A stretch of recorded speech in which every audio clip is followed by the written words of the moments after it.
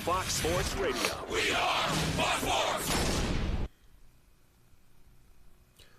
I'm going to try to go live every day by 6 for the bonus minute, as I like to call it, David, where they figure out all the details of this show. Any thoughts on a poll question? Not really. The only thing I got is something along the lines of which of these is most likely to happen. The NBA cancels the remainder of their season. Pro football starts late. Just kind of like a couple of things that are out there, putting them all together.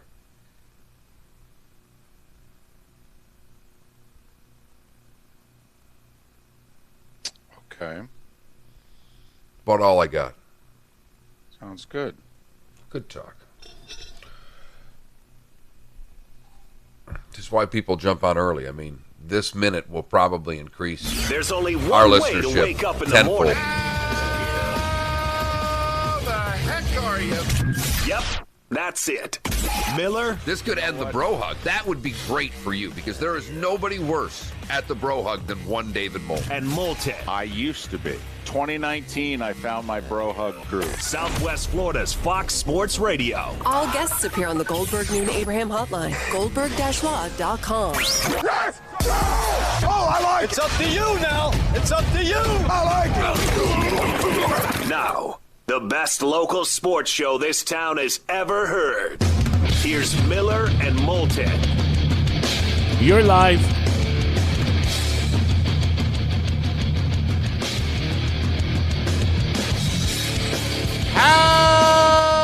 How the heck are you? Miller and Moulton on this hump day, the 13th of May.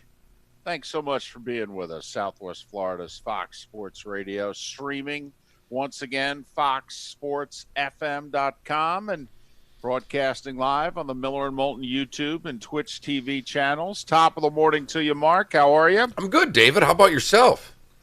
You know what? I'm feeling pretty good. I've gotten 2 good nights' sleep in a row. Okay, because I was worried this morning. I couldn't judge your mood based on the riveting pre-show conversation we were having. And that was non-existent. Miller and Moulton decided today just didn't feel like talking to one another before the show. Both did our own thing. I said hello, and there was I didn't hear it. nothing on the other I end. didn't hear it. I And didn't have the headphones on. No kidding. It really prevents a conversation when you don't put the object on your head that allows me to talk to you. That was kind of the point. Oh, I know. I didn't feel like talking. Therefore, I eliminated the talking mechanism. Yep, sure did. We Put were my gonna headsets talk- on. I was Right. ready. Yeah, you were. Good for you. That's good. I wasn't quite ready for you yet. Apparently not. That's all. It's kind of like a married couple, to be honest with you. I walk out of the bedroom every morning. I look at my wife, who's been up for 1 to 2 hours before me. I don't quite get that. But, and she was, all worked up. And I was like, I'm not ready for this yet. So don't feel badly. I did it to her, too. I just walked right through the living room, sat in the kitchen, didn't even talk to her. Wasn't paying attention, was buttering the English muffin, head down, not making eye contact, which is the universal. I don't feel like talking. Right. Certainly, if you are involved with David Moulton, it is the universal. If my head's down and I'm walking past you or I'm looking to the left, it means I don't want to speak to you. No. Well, if you make eye contact with someone, it is initiating some form of communication. No question. And if you eliminate that, you eliminate communication. If for those of you, if you go to a big city, you just don't make eye contact with people. All right, come on, just keep moving. I'm on a mission. I got things to do, places to go, people to see. I'm not making eye contact with you. I don't want to talk. I do not want to talk to you. I wish you all the best. Just leave me alone. Well, and that is the area that you have never been able to get people to truly understand.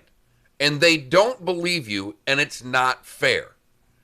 Because people believe, since you won't look at them, don't want to talk to them, and will walk past them after the hello for the 47th time, is that you're mad or angry. And you actually wish well of everyone. Yes. You just want to be left alone.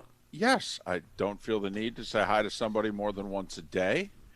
And by now, you should know how I feel about you. Trust me, I'm not a gray area guy when it comes to that. All right. And I'm nice to everybody until you cross me, and then you're dead to me. I mean, that's it. That's it. Nobody lives in the middle ground area. That's all. So, but apparently, I don't smile enough. But I love that you do it to your wife. I mean, I feel so much better about our relationship knowing that this morning you walked past the person that you adore and didn't look at them because you could tell they were fired up and wanted to have a serious conversation at 5:01 in the morning, and you had no interest. Right. And apparently she was on her phone for an hour already this morning trying to order a gift for a special person in her life, not named me. And she was all worked up into a lather. And when she came into the kitchen and then forced herself to make direct eye contact with me, I just looked right at her and said, "Could you keep it down?" Now, that's probably not the best first words of the day. I got to be honest. Nope. It's probably this not. Is your charm. She's been ranting and raving for minutes on end. It's loud. It's the first digit on the clock is a 5. It's early. Take it easy. We're in a worldwide pandemic. There's a lot to get worked up about. Well, and that's what I thought she was worked up about, and now I know the fact that it was trying to buy something and not having luck on the internet. Right. I don't blame you on either front, David. Calm down. It'll be okay. Really. And if it's not, why are you getting all worked up anyhow? I mean, the dog's sound asleep. The whole hour you've been ranting and raving, the dog's 8 feet from you snoring away. I want to be the dog. Leave me alone. I do have to amend. I've always said when I come back in my next life, I want to be a backup singer. Right. I mean, I was thinking I could do Adele. All right. Because you've got me on Adele, by the way. It's a quarter turn to the right. All right. And then it's all shoulders and arms and hands. And then it's a quarter turn to the left. And it's all shoulders, arms, and hands. That's very easy for somebody like me to do. Now, the voice, I'll have to work on it. Hopefully, the next life, I'll be dealt a better hand. But I got the moves. I can do the backup singer to Adele. I could do that. I have, however, during this quarantine or whatever the heck it is that we're in, Groundhog Day, whatever. Yes. I have come to the conclusion that, a bulldog's got a hell of a life. Most dogs have a hell of a life. Yeah, as the husband of a veterinarian, bulldogs do not have a great life. Well, ours does. I can tell you that right now. And besides, the sounds that dog makes, apparently the closest thing to the sounds that I make. So I figure I'm in. I got it. So I'm coming back as a bulldog. Okay. Or a backup singer to Adele. Well, I'm looking forward to either one. Hopefully, we can hang out a little bit. Because I'd like to be the Kibbles to your. I want to be the small dog that runs around with you in the Kibbles and Bits ad. Really? Little yippy dog just barking at your ears. Fine. Just once again, just keep it down. A lot of eye contact. Hey, David, hey. And I'll literally eyes closed with my paw, the forearm over my face, like, just leave me alone for goodness sakes. My goodness, I move about as much as a bulldog too. That's another reason why I think I got it down. I got the rolls, the furrowed brow. We get it. Right. I mean, we could easily replace that melon with a bulldog melon and go, yeah, totally. makes sense to me. Totally. The one thing. That's how I'm waking up on this Wednesday. David, I'm good with most everything during this. I really am. This has been not as bad for me as it has been for others. I've enjoyed the time I've spent with my daughter. But Pat Royce, our buddy up in Minneapolis, a couple of weeks ago had tweeted something out about how he is now choosing what he eats based on the number of dishes that it will make a mess with. Because Big fan. you and I consider ourselves dishwasher engineers. Please. Right. Please. No more needs to be said. We've discussed it. And I maintain that title throughout this. But we are going through dishes at such a rate Yes. that I can't even engineer the dishwasher because I have used all 10 plates, all 10 small plates, and 4 glasses. Totally with you. I cannot believe how much I have run the flipping dishwasher. Make a dadgum good point. It's pretty much, it used to be close to a weekly occurrence Right. in this house, and now it's no more than every 3 days. And I'm at every other. Now, I've got I've got one more person in the house, Right. and I cook a lot more. So it has been crazy because he kind of just made the point, sandwich, paper plate, or soup, anything in a bowl. If I can do a paper plate, and we've tried, part of the schooling that I have done is the whole, they're getting them into the recycle and the reuse and, this whole lesson on use a real plate instead of paper plates and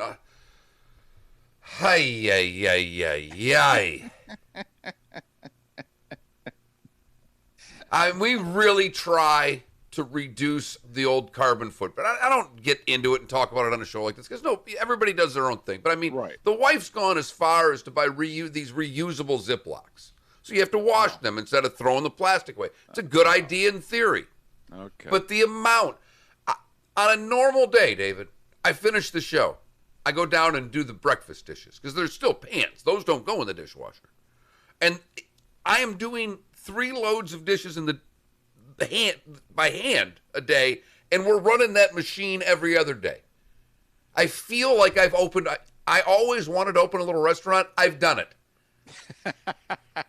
And maybe now you're reconsidering? Definitely. Well, just when the time comes and you've always wanted to open up a breakfast joint, just remember to pay the dishwasher a little extra. No doubt there. And that's one. That's the first thing. We are running dishes at an unbelievable An rate. alarming rate, I agree. That's got me a touch bothered because we can't engineer it. I don't like if it's not full, it doesn't really, then you're trying to find things to put in there. Right. So that's got me down. That's the first thing. Okay. Good to see. I mean, it was 9 weeks ago tonight, Rudy Gobert. So it's good to see 9 weeks in. Here we go. We're taking inventory. Go. And yesterday, I don't know if I really missed sports, but I was sitting there getting ready to make a cocktail because let's be honest, every day this time of year is good for a cocktail. Alcohol sales up 43%. Thank you very much. My mother taught me a trick. Her florist told her, she used to work there, so they put a little vodka in the flowers, keeps them longer. The only good thing about that is now I'm not drinking alone. What, you and the flowers? Me and the flowers. The wife's Mother's Day roses and I had a drink together. Man, our flowers look good. Yeah, I got another run to the liquor store. But yesterday in making my drink, I pulled out one of the big Tervises there, and I'm like, I was going to grab a Tigers or, Colorado State. I'm like, you know what? Let me grab that Penguins back there. Because there's a good chance, if this were the real world, I'd be watching a Penguins game tonight. Yeah, probably late in the second round of the Right. playoffs. That's probably be about the point in which they go home. Yep. Probably. Yep. Right about now. Yep. And I'm not optimistic about the NHL. And I haven't been from the beginning. I've always felt that was going to be the toughest league to restart or get started during these spring, summer months. Pushing football to the side, of all the stuff that could be played in the spring and summer months, I have always struggled the most with the NHL. Don't know why that over the NBA, but I've always had more of a difficulty with the NHL. Well, the NBA's better TV sport. Right? I mean, the NBA is a better TV sport. Well, the other thing is that the NHL has the worst network TV deal. They make less money coming back than all the other sports. They rely on the gate. In fact, they're the one of the major sports that gets more than half their revenue from the gate. I mean, you could sit down in a meeting of all the sports. This would be the one that go, from a business standpoint, it really doesn't make sense for us to come back.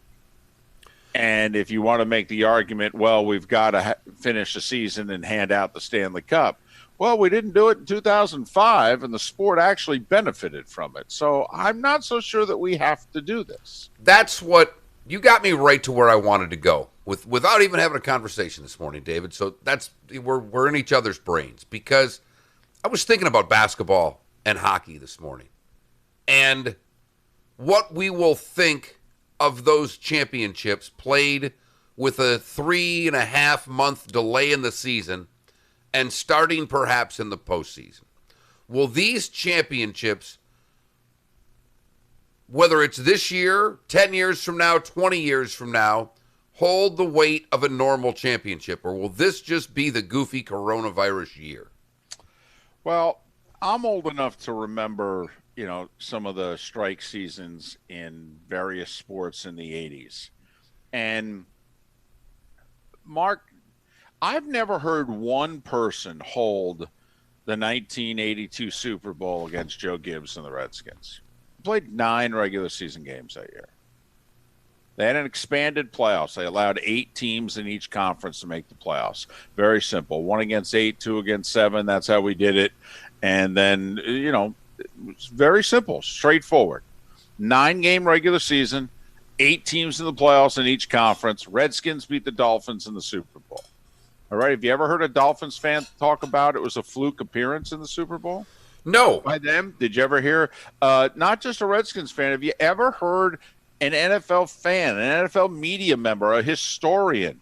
There is a footnote. It is, I don't know if ironic's the word or just an interesting factoid. Joe Gibbs won 3 Super Bowls. In 2 of them, there was a strike/lockout. 82 was a 9-game regular season. 87, there was a 15-game regular season, and 1 game got canceled, and up to 3 games each team played with strike players, with not their regular players. But, I mean, nobody held it against Gibbs. In fact, a lot of people actually say this shows, just how adaptable he is and what he does can stand the test of not just time, but all obstacles. People bring up the fact he won 3 Super Bowls with 3 different quarterbacks. Well, each season was also amazingly different from the rest. And I've never heard anybody hold it against the Redskins that 2 of their championships came during strike seasons. And, maybe they should. At least the 9-game one. The 15-game season's a real season. And I guess where this is different, and I guess maybe down the road it won't. But this year, if they come back, David, after this long break, we're not rewarding the best team from the 2000 season. We're rewarding whatever team got healthy in 3 weeks and got their you-know-what together. That's all. It feels more like a tournament. It feels more like the World Baseball Classic or the Olympics than it does the conclusion of an NBA or an NHL season. And I don't have any problem with baseball doing it. It's just the big layoff. Everything that you mentioned with the strike was not a season that stopped. It was interrupted. Things delayed. The season was played. The playoffs were played, and we finished. This is play for 6 months, take 3 off or 4, and start again for what's going to be a month or 2. It's just very weird. Well, okay. I'll give you, I don't know, a little awkward, different, weird, whatever you want to come up with. But let me not go as far back. Let me go back to the 90s. In 1995, hockey had a lockout, and they ended up playing, what was it, a 48-game regular season? And yes. the Devils and the Wings ended up in the finals, and the Devils won. You at the time and in the 25 years since, did you think that either team was a fluke and that the cup was not a worthy cup? I mean, the Devils had made it to the Eastern Conference Finals the year before. The Wings had the second best record in hockey in the regular season the year before. I don't remember feeling, and I don't remember anyone in the sport feeling that, quite frankly, these weren't the two best teams in the league. It just so happened they played a 48-game season instead of an 82-game season. And I actually think in basketball, and I don't have a problem either way. Again, that's different than what I'm talking about. It's basically like we're starting next season. That's all. The huge gap, 4 months. We do, like the March Madness, we all know, does not produce the best college basketball team. It's a great tournament of one and dones, but the best team doesn't always win March Madness. Correct. All I am saying is that if you take 4 months off, you've essentially eliminated the work of the regular season. This playoff will be its own season and have very little to do with the regular season that was played because they have taken essentially a full offseason off. That's all. And I think it will depend on what the results are of the postseason, even though what you're saying is undoubtedly true. But like in 99, the NBA did not start on time. The NBA started 3 months late. And because of it, the NBA had a 50-game regular season. Now, one of the two teams that made it to the finals that year, that was a bit of a fluke run. The Knicks were the 8 seed in the East, even though there was not a whole lot separating 1 from 8 that year. I think there was like 5 games in the standings separating the number 1 seed, the Heat, from the number 8 seed, the Knicks. But as it turned out, the 8 seed went all the way to the finals. Now, once they got to the finals, the Spurs whacked them. Anybody hold it against the Spurs that year? Didn't feel like they were a real champion. Remember, Jordan had just retired for the second time. We were in between. Shaq and the Lakers hadn't happened yet. And so the Spurs, had Duncan and Robinson, and they won. And I think most people felt that they were the best team. And so I think it depends if we have an NBA season, and based on what took place yesterday, it looks like we will. They seem now hell-bent on doing it. Now they're feeling positive. In this every 72 hours, pardon the expression, we take everyone's temperature in every sport, and, how does it feel? 72 hours ago, pessimism with the NBA. Now, after the events of yesterday, apparently, all right, we can do this. We got a plan. Okay. I think, Mark, it would depend on how the postseason went. But if we end up with the Lakers and the Clippers in the Western Conference Finals, and we end up with Milwaukee and whoever. Yeah, it doesn't really matter in the East. In the Eastern Finals, then I think that whoever emerges as the 2020 NBA champion, that the feeling will be like, well, okay, this is legit, because it didn't matter if we had the season going on, if we put it on hold for 100 days, we came back. I mean, it didn't matter. The best teams were still the best teams.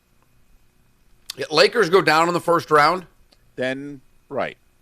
There you go. Especially if it's a best of 7. I mean, if they end up going to some sort of crazy, we're going to reduce the rounds, because one year the Lakers won the NBA title in 1980 and got knocked out in the first round the next year. Well, it was a best of 3. They got beat 2-1 by the Rockets, and the Rockets went all the way to the finals. But so I'm okay with it. I'm willing to roll with the punches. I'm not going to hold it against right now, anyway, before we have a fluke run, before we have a Butler playing for the national championship in the NBA or the NHL, I'm still thinking that the teams that were good will emerge and be the teams that were good because they just have the better players. Yeah, I'm going to have to spend a week remembering who the teams were that were good. Now, that's a fair point. To a larger point, I have to remember who was good, David. That's a fair point. In fact, it's been so long, we may have to have one day a refresher course on who's in the Western Conference and who's in the East in both hockey and basketball. Right. I think we could just have some people on and say, all right, New York Rangers, what place were they in? This will be our sports version of Dead or Canadian. Is yes. that it? Yes. Are they in, yes or no to the playoffs? Detroit Pistons, go. I am the one thing. I hope hockey returns just for one reason.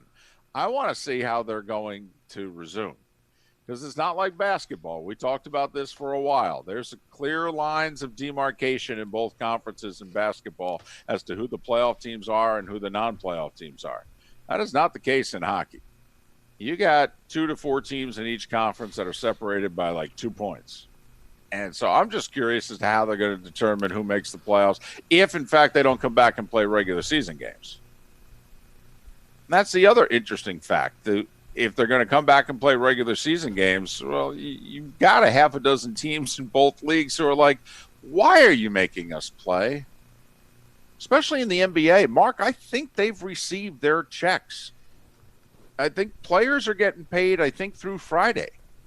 I mean, I don't know how much money there is for the NBA players to earn, to be honest with you. I could see where if you're the NHL. Yeah. And the NHL. If you're a Detroit Red Wing, or if you're, you know what, David, let's stick with Detroit teams because they have no shot at making the playoffs in either sport. Why the hell would you play? Right. It makes zero sense. No, you don't want to. Steve Kerr and Golden State said 2 weeks ago, yes, we're operating under the assumption we're done. And we better be. Well, yes. They're like, we got the first pick of the draft or the best chance of the first pick of the draft. We want to be done. We don't want to play. Honestly, if you said to the Warriors right now, hey, we're thinking about resuming, you have a choice. You could come back and play 8 games or you could forfeit all 8. They'd be like, we're done. We're done. There's no fans, so there's no gate. Right. The local TV deal doesn't matter that much because we're not making the playoffs. No one's watching. Right. And no reason to bring everybody back and risk injury and illness. No. Skip injury. You know what? For the first time ever, I don't give a damn about injury. We're not bringing our entire team and taking one person to get the chance of getting the coronavirus when we don't have a chance of making the playoffs. That's all. Miller and Moulton on this hump day. We'll recap yesterday's poll question. I don't know if we have a poll question yet for today. It's the first time in a while that we're actually bumbling little Keith Jackson as to a poll question on this day. Starting 5 is coming up next. That's how we roll. We're Miller and Moulton. Thanks for waking up with us. Hope you're doing okay here on Southwest Florida's Fox Sports Radio. 2 months, 8 days. So one text during that entire segment as you're going about not talking to your wife. I see my phone. Text from Julie. He's a gem. He's a gem. I really think your wife should get on Twitch and be in the chat room. That would be fantastic. He's a gem. He's a gem. I love the fact this comes back on me. That's total BS. No, it's not. I walk out the door. It's 5:25. She is ranting and raving about a gift, not even coronavirus related. Right, because the damn Shutterfly or whatever is not working properly. Oh, just calm down. All right. Do you want it like which of these is most likely to happen, or do you have something else? What do you got over there? We need a poll question. I don't know. See, I don't know if we should do sports 2 days in a row. That's all. I mean, you've convinced me over the years. We're so, now every morning I'm trying to figure out how we can give away free T-shirts with our poll question. That's what I'm trying to do. What is it we can do? Are you drinking more than usual or every day? Yes. You know what? Drinking about the same, alcohol drinking more. Sales, yes, alcohol sales are up, all right, over the last 2 months. All right. How are things in your household? Okay. Drinking more, drinking less, drinking way more. On the phone, we're talking about their huge selection and great pricing on Cortec flooring. Tim, tell us what's new at the store. Right now we have 90 colors of Cortec in stock, ready to go, pick up, put down as soon as you want it. Everything from starting at $299 on up with lifetime warranty. And it's not just the many colors of Cortec. I guess you could put drinking the same also. I put drinking the same or less, drinking more, drinking every day. And I have had days, the last 2 days, well, that's not true. Yesterday, I drank on my own. Monday, I was not planning on having a drink. I'm like, you know what? Let's see if we can take a day off. And Eve walks in the house. I've got dinner ready. I said, what do you want to drink for dinner? She's wine. I mean, like, and it was said with this, what do you mean, what do I want for dinner? Pour wine in the glass, you a-hole. You own a home with a tile or shingle roof? You live between Port Charlotte and Marco Island? Hello, I'm Jimmy Williamson with Williamson Brothers Roofing. If you answered yes to either question, it's very likely. I can't wait till the rehab person comes. Someone's going to come at us for this. I'm going to give them a real hard time. No money out of pocket. But you only have a 3-year window to make a claim, and time is running out. Hey, that's not our problem. Shingle roof and live between Port Charlotte and Marco Island. Call us 239-283-2013. It's a free, no obligation inspection that can benefit you in the form of a new roof. Williamson Brothers Roofing, we deal with the insurance carrier for you. Call us at 239-283-2013. Again, time is running out. Call us at 239-283-2013. Williamson Brothers Roofing specializes in the claims process. We have experts standing by. We get claims approved. 239-283-2013. A big part of enjoying a good bike ride are all the sights you see along the way. So when David and I both developed cataracts, it didn't take long for us to do something about it. Turns out some of the best cataract surgeons in the world are You know, this is a interesting ad to run on a sports station. About improving people's lives by improving their vision. Dr. Spalding and Dr. Spatafora really do care about health. I had a calamity yesterday, Mark, while shopping in Publix. I had my glasses on, and I bent down to pick something up, and my glasses fell off. And I don't want to say shattered, but they broke. So, a calamity, Mark. Had to go find the backups. Oh, I thought you meant you made a mess and had to pick something up in the store. This has nothing to do with what happened in Publix. You got over that pretty quickly, apparently. Yeah. Julie thinks I went to battle last night. She's like, I won't hug you for the next 2 weeks. And I, of course, said, and that's different from the last 2 weeks. How? To Miller and Moulton. You know, if you're a gem, she's a diamond. I think so.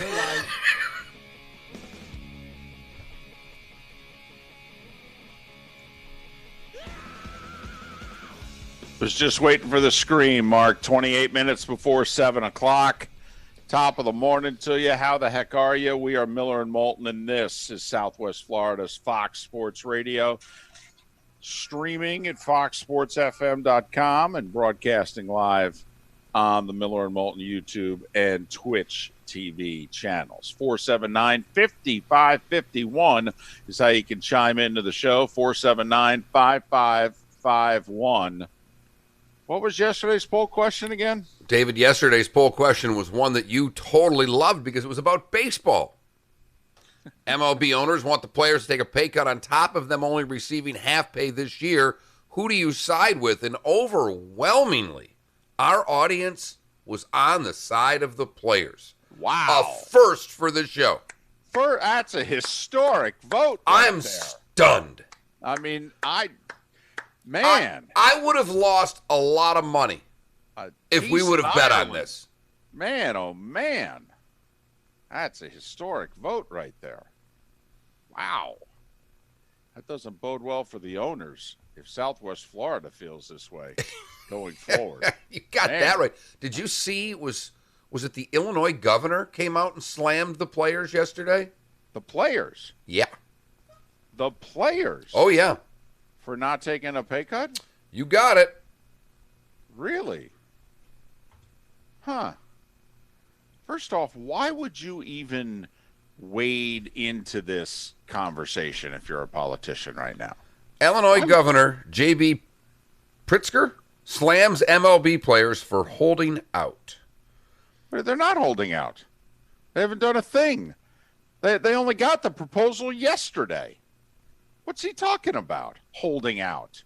See, this is another thing. When a politician drives into a lane that they don't know what they're talking about. I mean, listen, if you're going to wade into sports, know what the heck you're talking about. I mean, you can be wrong just like the rest of us, but at least know what the deal is. Holding out. They're not doing a thing. They got the proposal yesterday. By the way, do you know what they did once they got the proposal? They started talking to the owners. They talked for hours yesterday. Holding out. Know what the hell you're talking about. Listen, you got your own issues. Worry about them, okay? Let the Cubs and the White Sox worry about the Cubs and the White Sox, all right? Without any further ado, I think it's time we get to the Starting Five. Five big stories that you need to know. This is Miller and Moulton Starting Five. Fox Sports Radio and FoxSportsFM.com. If I didn't get you going there, David, you could have been yelling at the governor till 6:40. We'd have never got this sucker done. No, you're right. No, that's very. All I could think of, by the way, is with his last name, Pritzker. All right, is there was a governor of New York back in the day, and Letterman made fun of his last name. His name was George Pataki, and he would just periodically look to the audience and goes, "What's a Pataki?" Kind of like, "What's a Hoya?" All right, and so now that'll be in my head for the rest of the day. What's a Pritzker? The California school system has determined that they're not going to have any in-person classes in the fall. That would seem, if everybody is abiding by the, I don't see how we can play sports if we don't have kids on campus. Well, then I don't know how they're going to play college sports in California until 2021 if they're not going to have any kids on campus until 2021. So that leaves, now obviously the Pac-12 comes to mind, but there's 23 state schools that are in California. And it involves a few conferences here. So that's the first kind of dart on the board there as to what the fall is going to look like, at least in the state of California. The irony, Mark, is that 3 minutes later, the governor of Arizona said that his state's wide open, effective immediately. In fact, you could start playing pro sports here as of Saturday. Now, there's no sports to play, but I love how ambitious that the governor is being. Well, heck, when do you want to start? How about Saturday? That's great. As long as we can get it done before Florida does anything. Right. I've just got to beat Florida. Oh, they had that UFC fight? We've just got to beat everybody else. Right. Damn. Speaking of the Major League Baseball players there, Governor Pritzker, the players got the owner's proposal yesterday, and then, well, the two sides talked all afternoon. Mark, apparently it was a very productive session. You know why? They didn't talk about money. There are a lot of issues that are on the table, like the coronavirus and testing and protocols and spring training and where we're going to have it and all that sort of deal. So they got a few things to work out. In fact, they think they're going to have to talk for a couple of weeks to work everything out. But the reason that the talks went so well, compensation never came up. At the same time that the Major League Baseball players and owners were talking, there was a Board of Governors call in the NBA yesterday, and apparently it was a positive one. That after 3 or 4 days of rumor and innuendo and Adam Silver making comments, I don't know if the season can continue, and Shaq saying, I think they should shelve the rest of the season, then there was apparently a vote amongst the players. There was a secret vote as to whether or not the players even want to continue with the season. But after yesterday's Board of Governors call, NBA owners and execs feeling very positive that they will be able to resume play in, quote, Mark, a campus-like environment, unquote. And it looks as if the NBA right now is moving forward with the 1 or 2 location plan. Vegas and Orlando are the 2 locations, and I think they're trying to debate whether or not they put everybody in one location or they put the Western Conference teams in Vegas and the Eastern Conference teams in Orlando. We talked about it yesterday with Pat Kerwin. There are NFL teams that are looking for alternatives for training camp, that maybe they won't be able to have training camp where they normally do. One of them, well, The New York Football Giants, they admitted we are looking at alternative places. Mark, don't you have to believe after yesterday it's now official? If you're the Chargers, if you're the Rams, if you're the Niners, if you're the Raiders, who still intended to have training camp in Napa, and if you're the Cowboys, who normally have training camp in Thousand Oaks, California, if you're those 5 teams, don't you have to now officially look elsewhere? Even though the state has only said through the end of July, but with the California school system saying, yeah, we're not going to have kids on campus until 2021, I don't know that you can count on the state of California opening up their doors and being ready for you if you're these 5 NFL teams. It looks as if there's very little chance. Now, playing without fans means you might be able to have games at some point in these states. We shall see. But as Texter pointed out this morning, David, or actually it may have been yesterday, it's really easy. They said we can kill 2 birds with 1 stone. There's this facility in Melbourne, Florida, available. They can write a check, and Florida Tech can be back in business playing football by 2021. What? Said Florida Tech. They got a facility that's empty. Stick a team there for training camp. They cut them a check. That's true. We can bring Florida Tech football back by 2021. You make a dadgum good point, Mark. You do. That was a texter. It's not mine. That came at 12 minutes to midnight.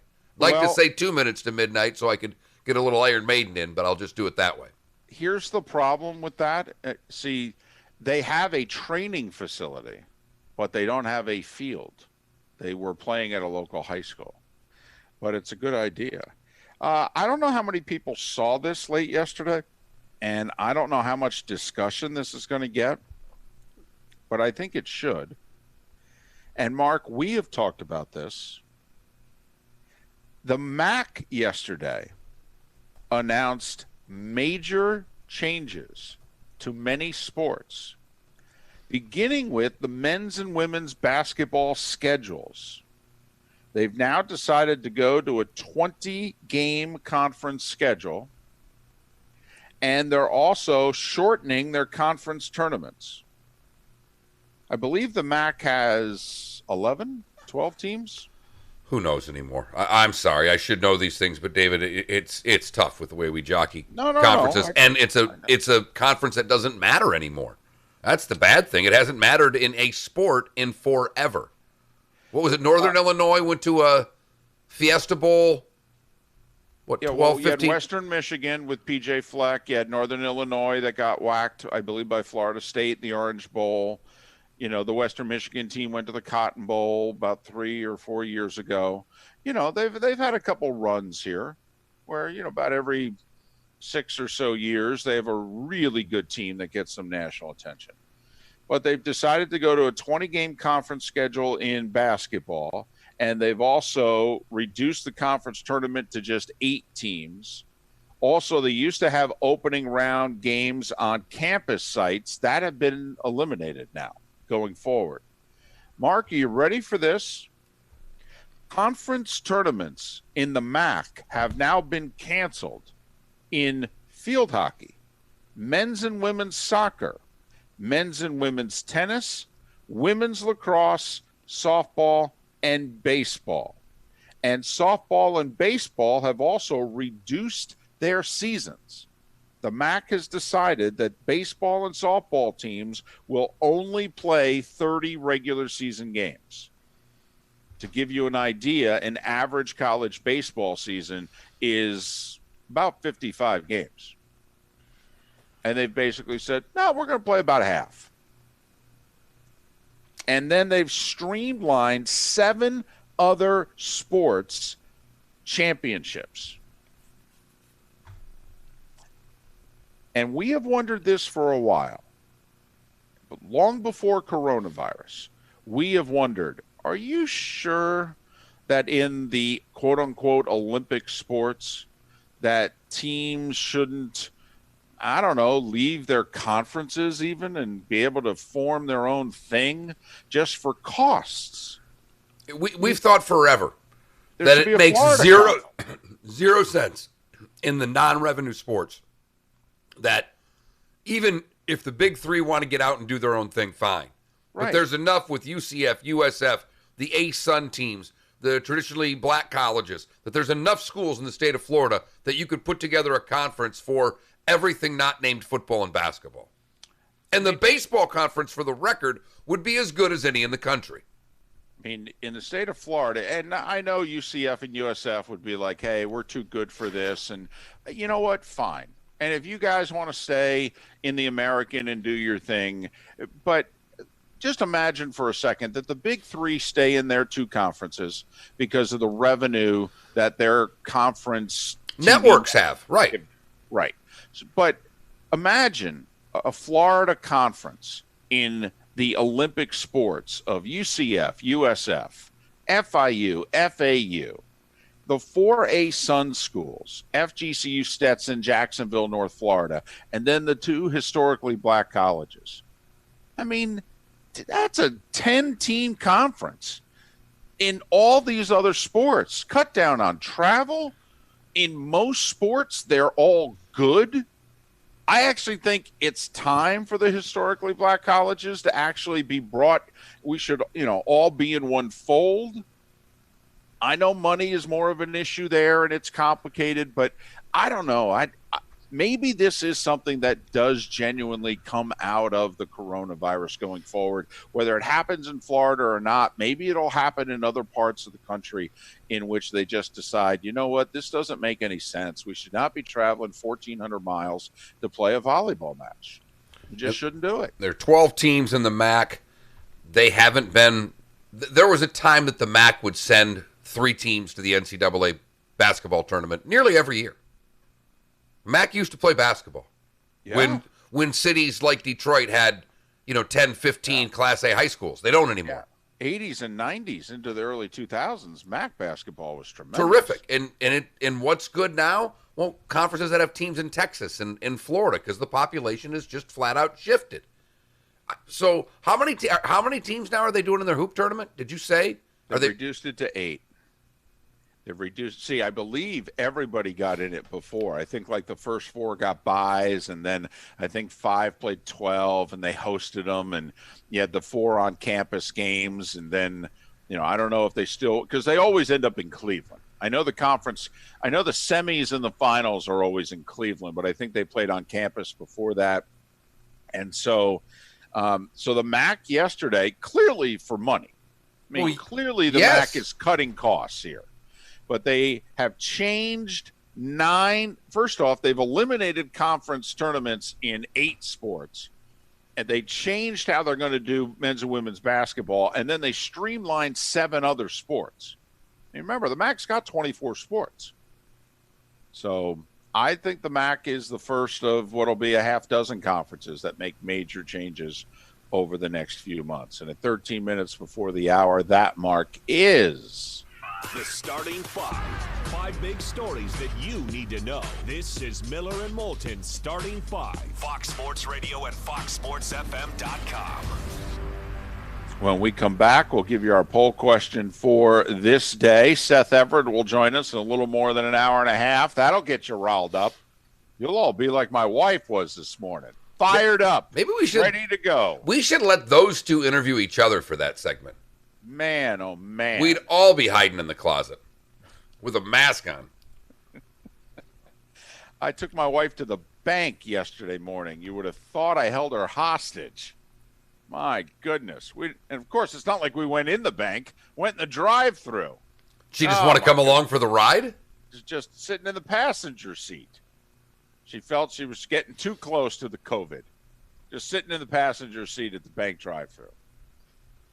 Yeah. She must spend a lot of time worrying about all the people that have to go to work every day. Oh, I shouldn't have brought it up. Miller and Moulton, Southwest Florida's Fox Sports Radio. Welcome to the program. This is the only thing that's ticked my wife off is they've been a lot lazier in the last week as far as the workers, wearing masks and stuff. And Eve went and sat down with her boss and said, hey, she took pictures and just walked through and said, hey, we can't be doing this. I get nervous when we start getting lazy, is all she said to him. She said, I haven't been nervous a bit because everybody's been really on point. Now people aren't doing the things they were doing, and that scares me. FoxSportsFM.com. Hey guys, Frank here for Center for Men's Health, where the physicians and staff want you to know that C4MH.com is open and is going to remain open throughout this ordeal. C4MH.com continues to disinfect daily with Microban 24. All patients and staff wear masks, and they will provide you with one to keep. C4MH.com now checks your oxygen level, as a low oxygen saturation level is an early symptom of coronavirus. At C4MH.com, it's always been about doing it safely, and now they've stepped it up to the next level. I've been a C4MH.com patient for years, and I know that safety is always their first concern, but I'm amazed. Bud Elliott just tweeted out, another 82 players have committed since I wrote this on the morning of May the 6th. 709 committed prospects as of May 6th. I think he means 2020. Oh, 709 as of May 6th, 2020. What? 2021. Yeah, he's got 2021 as of May 6, 2021. 330 as of May 6, 2020. I don't know, his years are up, but he says there's an epic decommitment season coming. Jeep Wranglers, Jeep Gladiators, and heavy-duty Ram trucks. Over 1,500 new and certified pre-owned vehicles in stock. Well, Tennessee is killing it. For 4 months, interest-free for 6 years, and worry-free up to 100,000 miles. Below invoice employee pricing at Galliana Chrysler Dodge Jeep Ram. GallianaCars.com. This has been the best month for Tennessee football since they went to the SEC championship game in 07. The world's largest towing fleet with over 300 ports nationwide. Your local Towboat U.S. companies in Charlotte, Lee, and Collier counties are here to help 24/7, 365 days a year. Inland, the river, to Waco, and out 75 nautical miles. And new membership pricing starts as low as $99. Call 239-945-1664 for more information, or visit towboatuscapecoral.com. With Towboat US, you're never stuck on the water. Listen to Miller and Moulton at home on your Amazon Alexa. Just say, Alexa. Receiving. Over. Play Fox Sports FM on TuneIn. It's Fred Kobe with your Kobe Cooling Tip of the Day. That's a great idea. A homeowner has about their home is that the air conditioning system will need to be replaced. It'll take the paint off the walls. It's going to and happen someday. So prepare yourself for that. It'll take the paint off the walls? You have to tape it onto the walls, and then eventually. Mechanics that actually fix air conditioners. When you call for service, our unique team will find your issue and fix it. Your air conditioner will need to be replaced someday, but that doesn't have to be today. You can still get those giant firms with cheap service call prices and get a sales technician to sell you a new unit, or you can hire Here it is, everybody. a certified mechanic, and we'll fix your system and help you. See, he answered that with a text, everybody. Right. A buddy of mine who makes, woodworking stuff. He made a Miller and Moulton. How the heck are you sign? Oh, look at that. With the Miller and Moulton logo and all that. So wow, I'm getting it today, and I'll try to find the stud in the wall there and put it up on the wall. And across the state. We've gotten ideas to make it low risk. We're not just there for you. We're there with you. We don't want you to. Wow, I don't watch NBC2, but I just threw it on because that's where I try to. It's, I think, a little better than Wink for local stories to find on their website.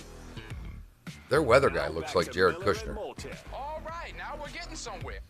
Oh, on NBC2, yeah. This is Miller and Moulton. You're live.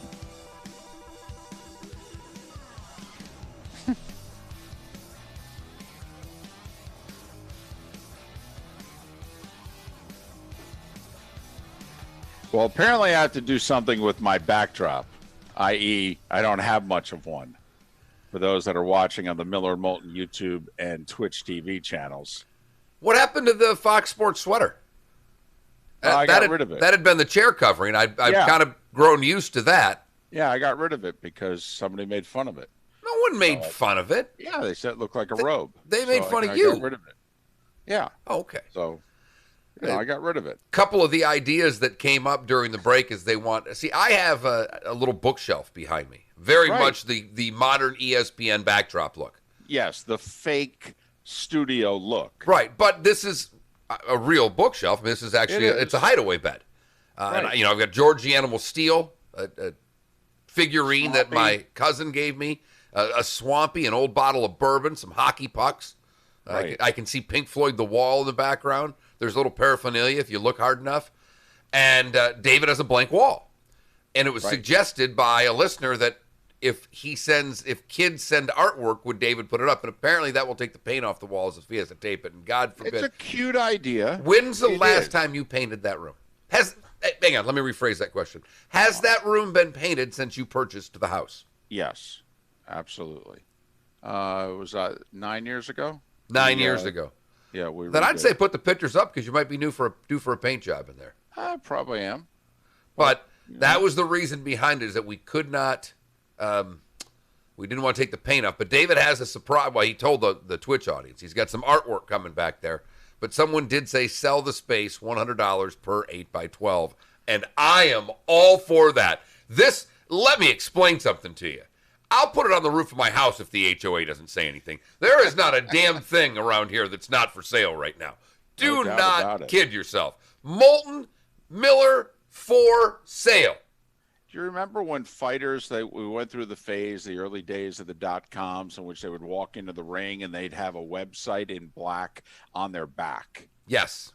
All right. That was, the advertising, they wrote it literally on their back.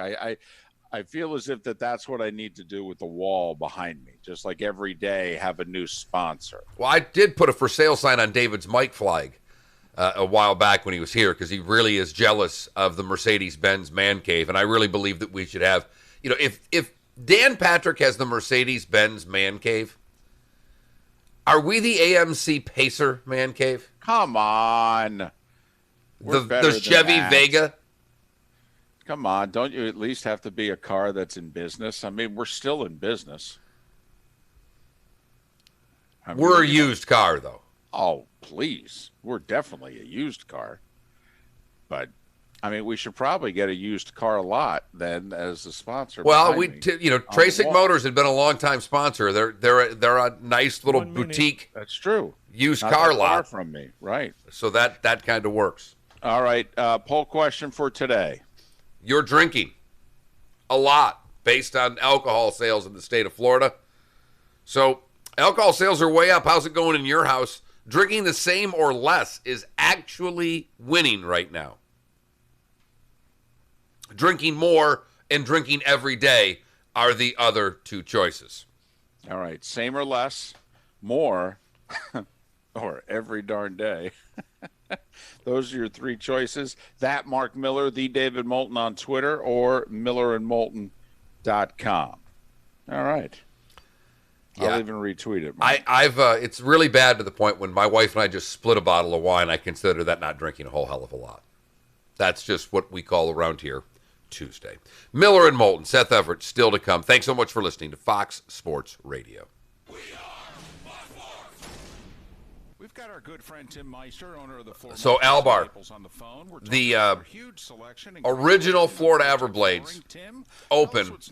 We are in an office on Lico and 41. And there are 4 employees that at the team has. Craig Brush is the owner. It's me, Bill McKay, Dave Kessel, and John Ronan. Bill actually still works there. David made it till a couple years ago before he resigned. I got fired several years ago. Ronan didn't even make it to game 1. But John Ronan was in charge of tickets. And John Ronan drove every day from Port Charlotte in his Volkswagen thing. And you never knew whether or not Ronan was going to make it back and forth to work every day because you just didn't know if that car would make it. That is a great vehicle. The Volkswagen thing. Right next to Costco, or go online, floormeisters.com. That's floormeisters.com.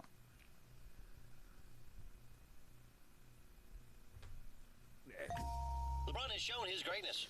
Kevin Durant's better player. Sorry, I don't know that one. Smart speaker. Are we cheering for idiots? What's going on? Sounds more like a dumb speaker, am I right? You're an idiot. Nice job. Get Southwest Florida sports talk delivered to your speaker. This is easy. Just say, Alexa, hello. Play Fox Sports FM on TuneIn. Finally, something worthwhile. I didn't think it was going to be this easy. Need a checkup. And yes, I did see the guy jump into the fish tank. It was just he dove right in. It was, if you're going to do that, don't you have to cannonball? Your phone to turn on your spa, and it'll be warm when you get home. Free on-site evaluations. We're a family company, And for over 40 years, I hope he got some money for that arrest. I mean, I hope someone said they'd give him a hundo if he did that. I hope that wasn't just a dare. That's mypooldoctor.com or 239-574-1133. State certified CPC 057088. WFSX AM from Naples to Cape Coral and all of Southwest Florida. 94.1 Fox Sports Radio. We are Fox Sports. Here's what's trending now. Brought to you by the Center for Men's Health. C4MH.com.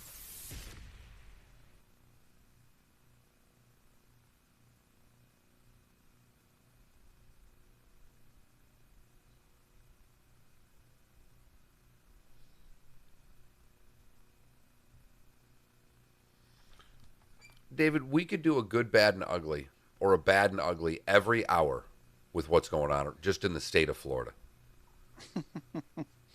Florida woman accused of setting fire after argument over missing towel.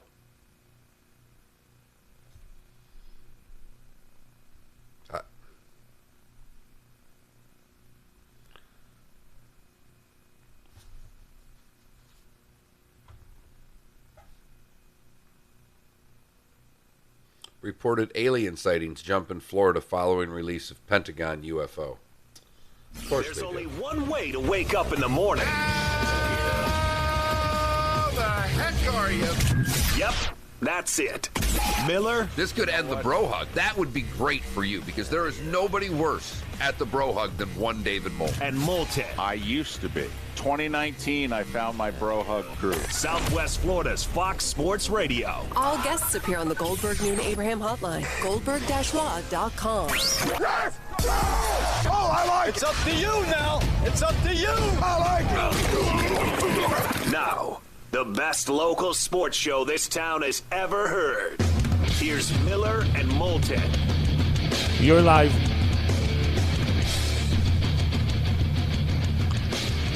Couple minutes past 7 o'clock on this Wednesday, the 13th of May. It was 9 weeks ago tonight that we found out Rudy Gobert had tested positive and the NBA shut down its season.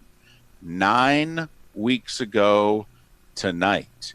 And while people, governors, university presidents, etc., are making major proclamations and decisions about the long-term future, about when they're going to open up or not open up, etc., it's sometimes important to point out just it's been 9 weeks since the first really big sign, indicator as to what was to come took place. Just 9 weeks. If you were to fast forward 9 weeks, you would only get to the second week of July. And then obviously, depending on where it is, whether it's your kid going to college or sports in the fall, et cetera, then you add your weeks onto that. So just a little, perspective. It seems a lot longer than that, granted, a lot longer. But it was Wednesday night, March 11th, that the NBA shut down its season, and 9 weeks later, here we are. And yet, as you pointed out, we have governors, we have mayors extending stay-at-home orders. LA County extended it through July yesterday. California has basically said they're not going to have kids on campus in the fall. Governor of Michigan came out and said, we are not going to have people in stadiums this fall. I mean, she said that yesterday. So whether it's Lions, whether it's Spartans, whether it's Wolverines. Doesn't really count for Eastern, Western, and Central because they've been social distancing for several years. 479-5551, 479-5551 on the Williamson Brothers Marine and Roofing text and talk line. I just throw this out there. We've been speculating, guesstimating, trying to analyze as best we can an uncertain future. Is there one thing that it looks as if we are going to turn out to be wrong about, that we can conclude that now? We thought, if you go back 7 or 8 of the 9 weeks that we've been in the state that we've been in, we thought that sports might lead the way out of where it was we were going. Could it turn out that actually sports is going to be at the back of the field? And I understand the UFC just held an event last Saturday. NASCAR's going to, start up again Sunday. Golf's going to start up in a month. But will society actually open up before sports? Based on yesterday in particular, Mark, how much seemingly got shut back down yesterday. It seems to impact sports as much as it impacts anything else. And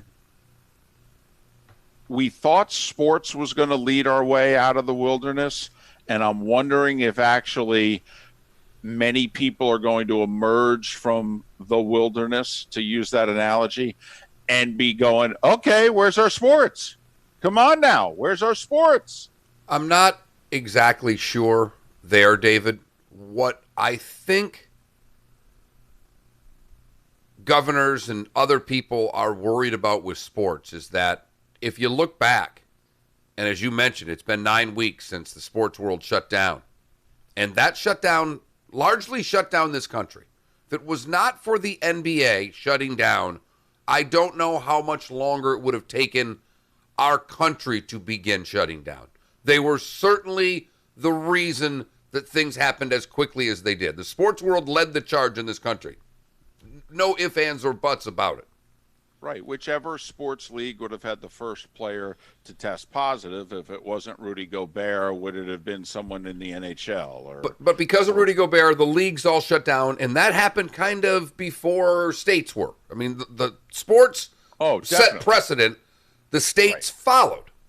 What I'm interested in, yesterday with Fauci speaking and then talking to Peter King on Sunday and saying that, he's fearful that the NFL would be a great way to help spread this. And there's a lot of things that he's saying, if they're true, that yes, it's catastrophic.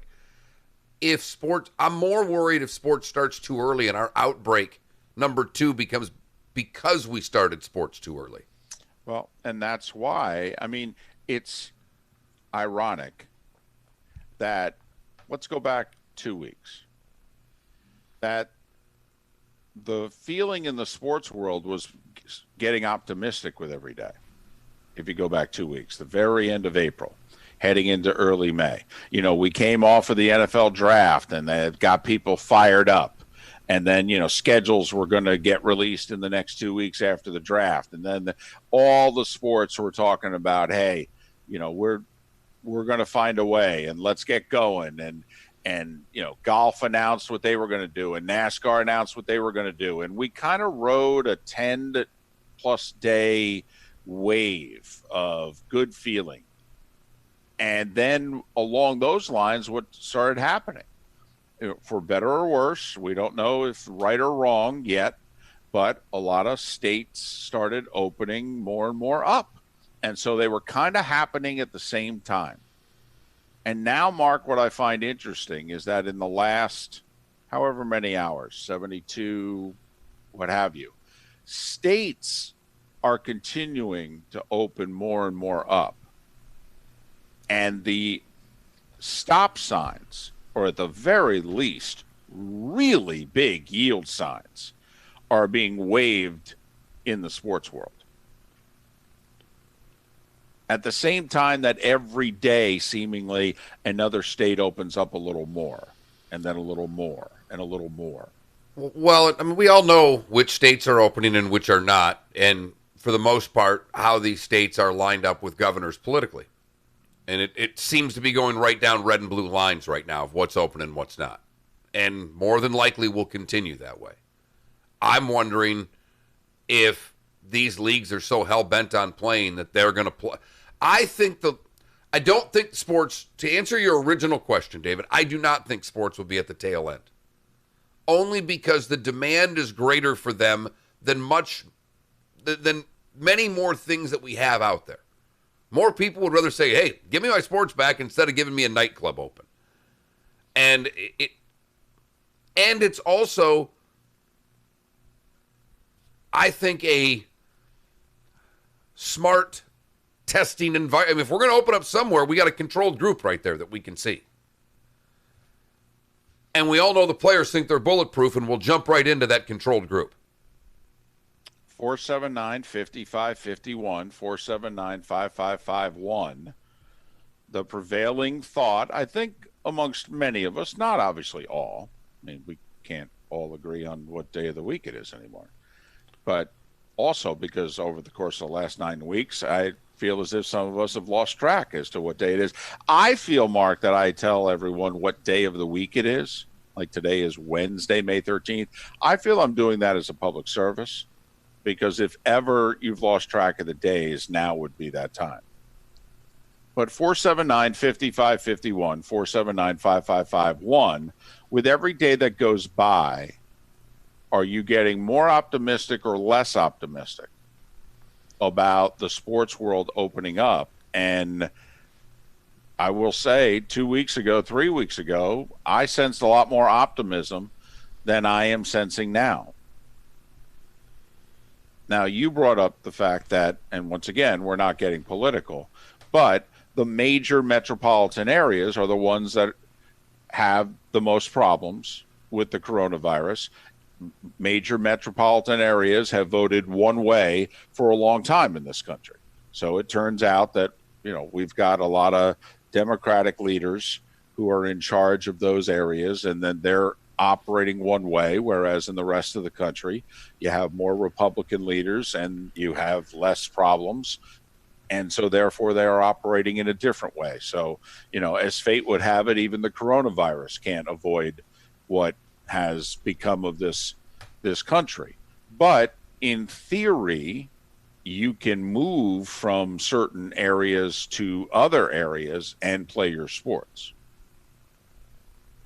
But in the last few days, I get a sense of, even Greg Sankey, the commissioner of the SEC, Mark, yesterday pulled back.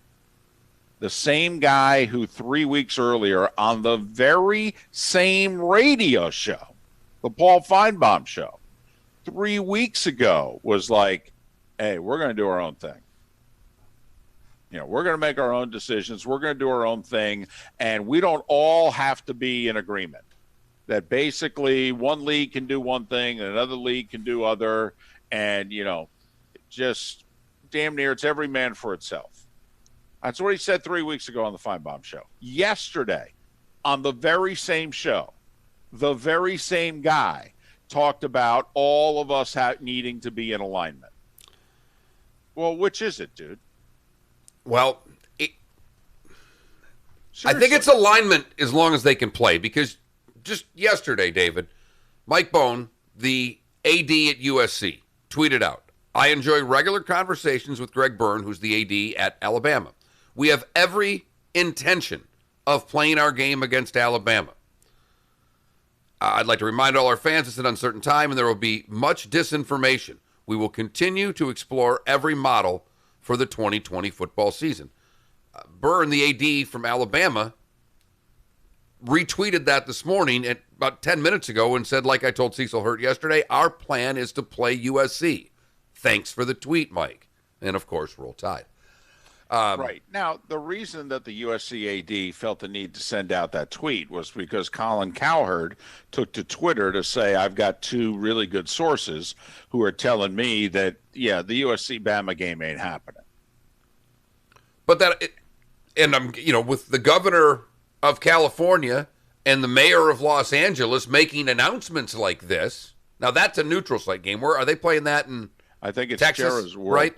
But what was announced yesterday in California is basically USC can't practice. I mean, what was announced yesterday, they certainly can't congregate before August 1st. I mean, they can't. It's another thing about, listen, if you're the NBA, you're the Lakers and the Clippers, never mind the Sacramento Kings. I mean, based on what was announced yesterday, I mean, you can't play games. They can't play these games at Staples if they wanted to, even before no fans. David, they can't work out. Right. It's the games are largely irrelevant at this point, because the first thing that these teams were trying to do a couple of weeks ago, kind of while we've had this ebb and flow, I think, David, is that a couple of weeks ago, the NBA was saying, all right, let's see what we can do about opening facilities. And they still are. Where we can. Thing. Right. And it's a day-to-day thing.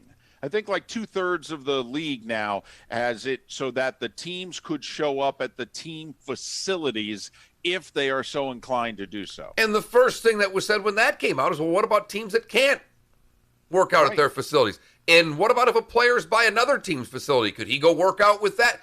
Just trying to get guys in the gym to start working out. And you can't even get them in. What the NBA was talking about yesterday in their Board of Governors call about we may have to find 2 locations. Vegas and Orlando are the 2 that continuously are brought up that can house us, and it would make sense. Obviously, Vegas for Western Conference and Orlando for Eastern. There's been some talk that maybe one of the cities would do all of the remaining teams. But yes, because in both those states, Nevada and Florida, Mark, what can you do? You could work out. And, we've talked in baseball about busing. I mean, just trying to merge society and sports. People freaked out. What was it? United said we're not going to sell middle seats. People get on flights and all the middle seats are sold.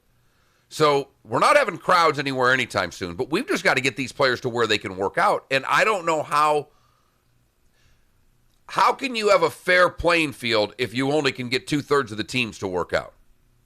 Well, yeah. I mean, obviously you can't go forward if that's the case. And so, we believe the number one question that has to be answered is, what are you going to do when someone tests positive?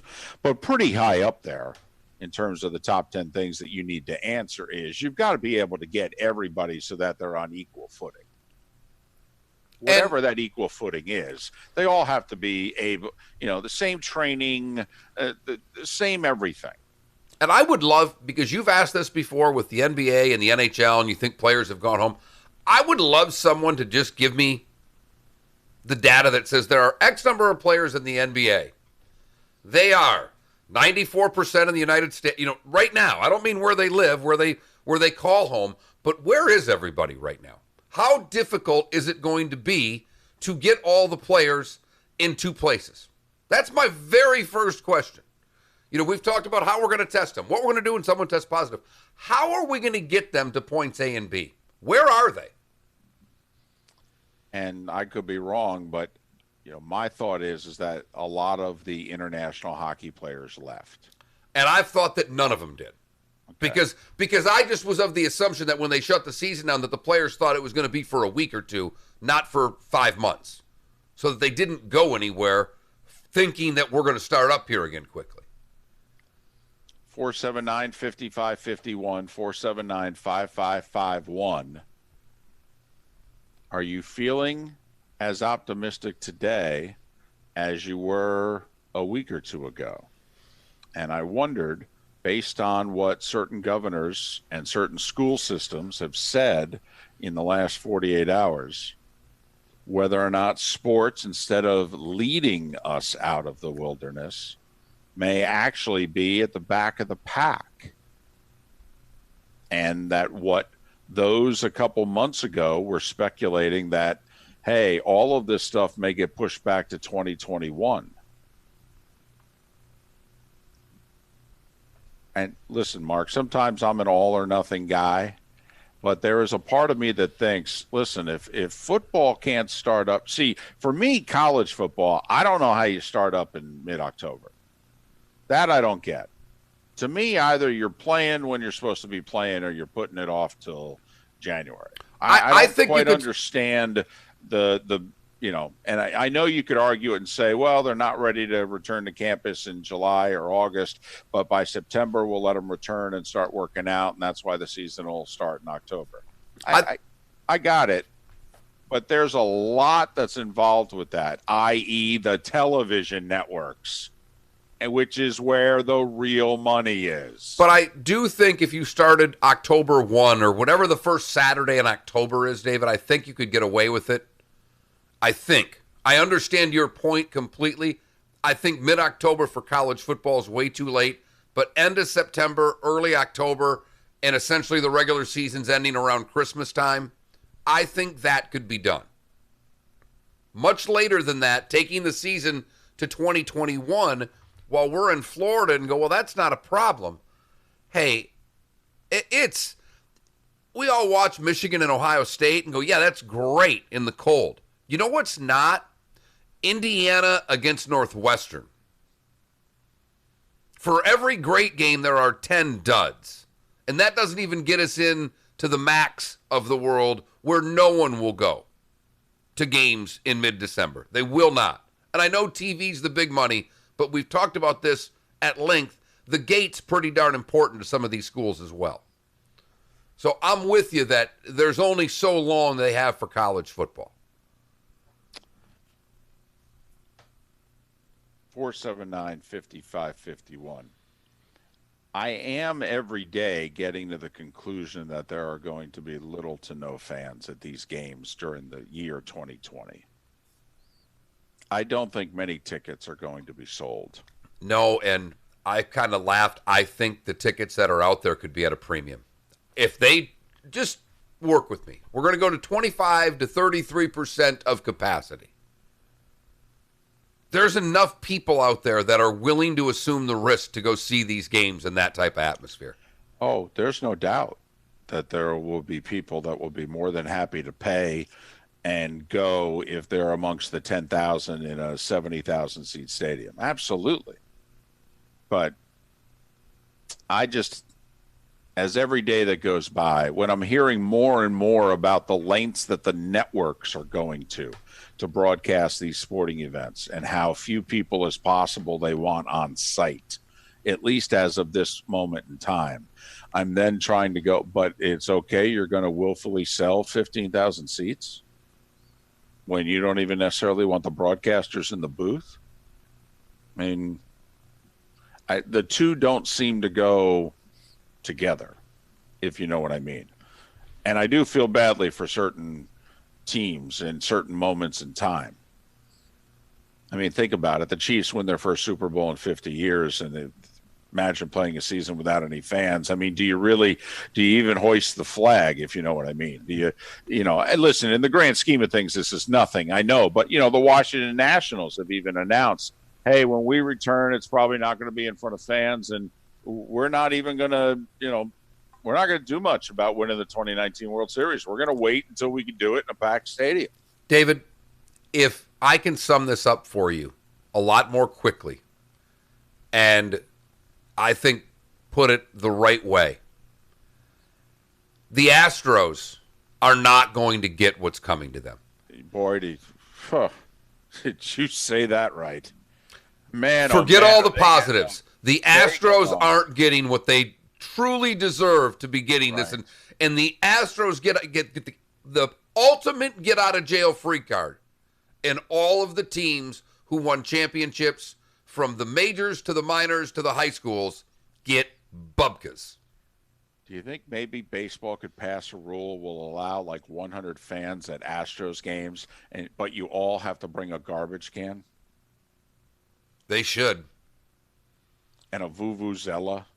Either that or just line the streets up 6 feet apart as they're coming into the ballpark, and everybody is just beating a damn garbage can. Miller and Moulton, 23 minutes after the hour. Thanks so much for being with us, Southwest Florida's Fox Sports Radio. All I was thinking, you're going through all that. I'm going to the effing Astros don't have one person booing them. What justice do we have in this world? Reports New England's very interested in Tua and a premium pick and getting a quarterback. And then the next morning, Bob Quinn is saying, we're taking all sorts of calls for the number 3 pick. They used to work together, Bob Quinn, Belichick. Colin Cowherd. Weekdays at noon on Southwest Florida's Fox Sports Radio and FoxSportsFM.com. At Sprint, we understand saving money for your family is now more important than ever. That's why we're offering our best unlimited deal. Switch and get 4 lines of unlimited for just $100 a month. That's right, 4 lines for $100. Plus, the plan includes Hulu, 500 megabytes of mobile hotspot, DVD quality streaming, and more. If that's not enough, we're throwing in 4 Samsung Galaxy phones on us. And now, Sprint customers enjoy expanded roaming access on the T-Mobile network. Shop from the comfort of your home at Sprint.com. Call 800-SPRINT-1 or come see us in our stores. Phone after $35.42 per month credit for 18 months credit. Apply within 2 bills. If canceled early, remaining balance due. Unlimited basic after $731.21. Pay $35 per month per line with autopay. Data deprioritization during congestion. Coverage and offer not available everywhere. Excludes taxes, fees, and roaming. Speed maximums, use rules, $30 activation fee, and restrictions apply.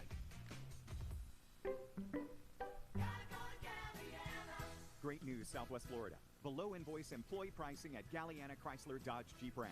That's right. Below invoice pricing on Chrysler Pacificas, Jeep Wranglers, Jeep Gladiators, and heavy-duty Ram trucks. Over 1,500 new and certified pre-owned vehicles in stock. Plus, you can drive payment-free for 4 months, interest-free for 6 years, and worry-free up to 100,000 miles. Below invoice employee pricing at Galliana Chrysler Dodge Jeep Ram.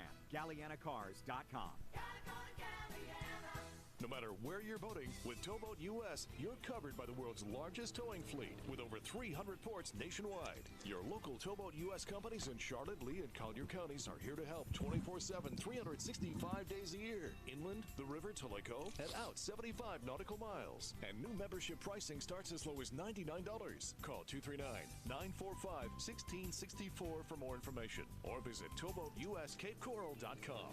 With Towboat US, you're never stuck on the water. I'm a busy person. Catch the show anytime. Check out MillerandMoulton.com and subscribe to the daily podcasts. Why would someone take a chance on purchasing a frameless shower door from a big box store or an online discounter of an obscure brand, and then try and find a licensed, qualified installer to put it in, when you can deal directly with a local, family-owned business that consults, measures, manufactures, and installs their own award-winning brand of shower doors? My Shower Door is a family-owned and operated business and has the highest ratings on Angie's List and Home Advisor.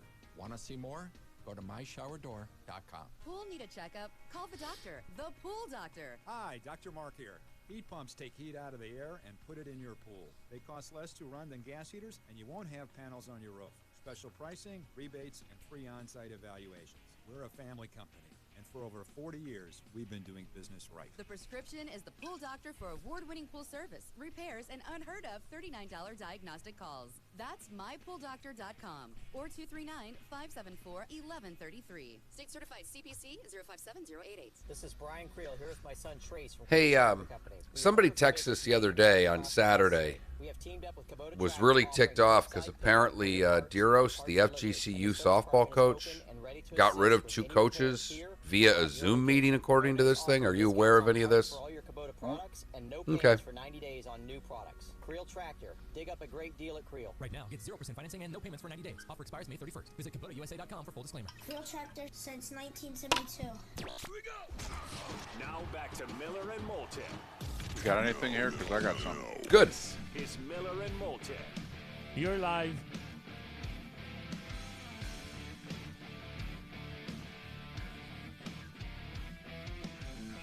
"28 minutes past 7 o'clock on this Wednesday, the 13th of May. Thanks for being with us. Miller and Moulton, Southwest Florida's Fox Sports Radio.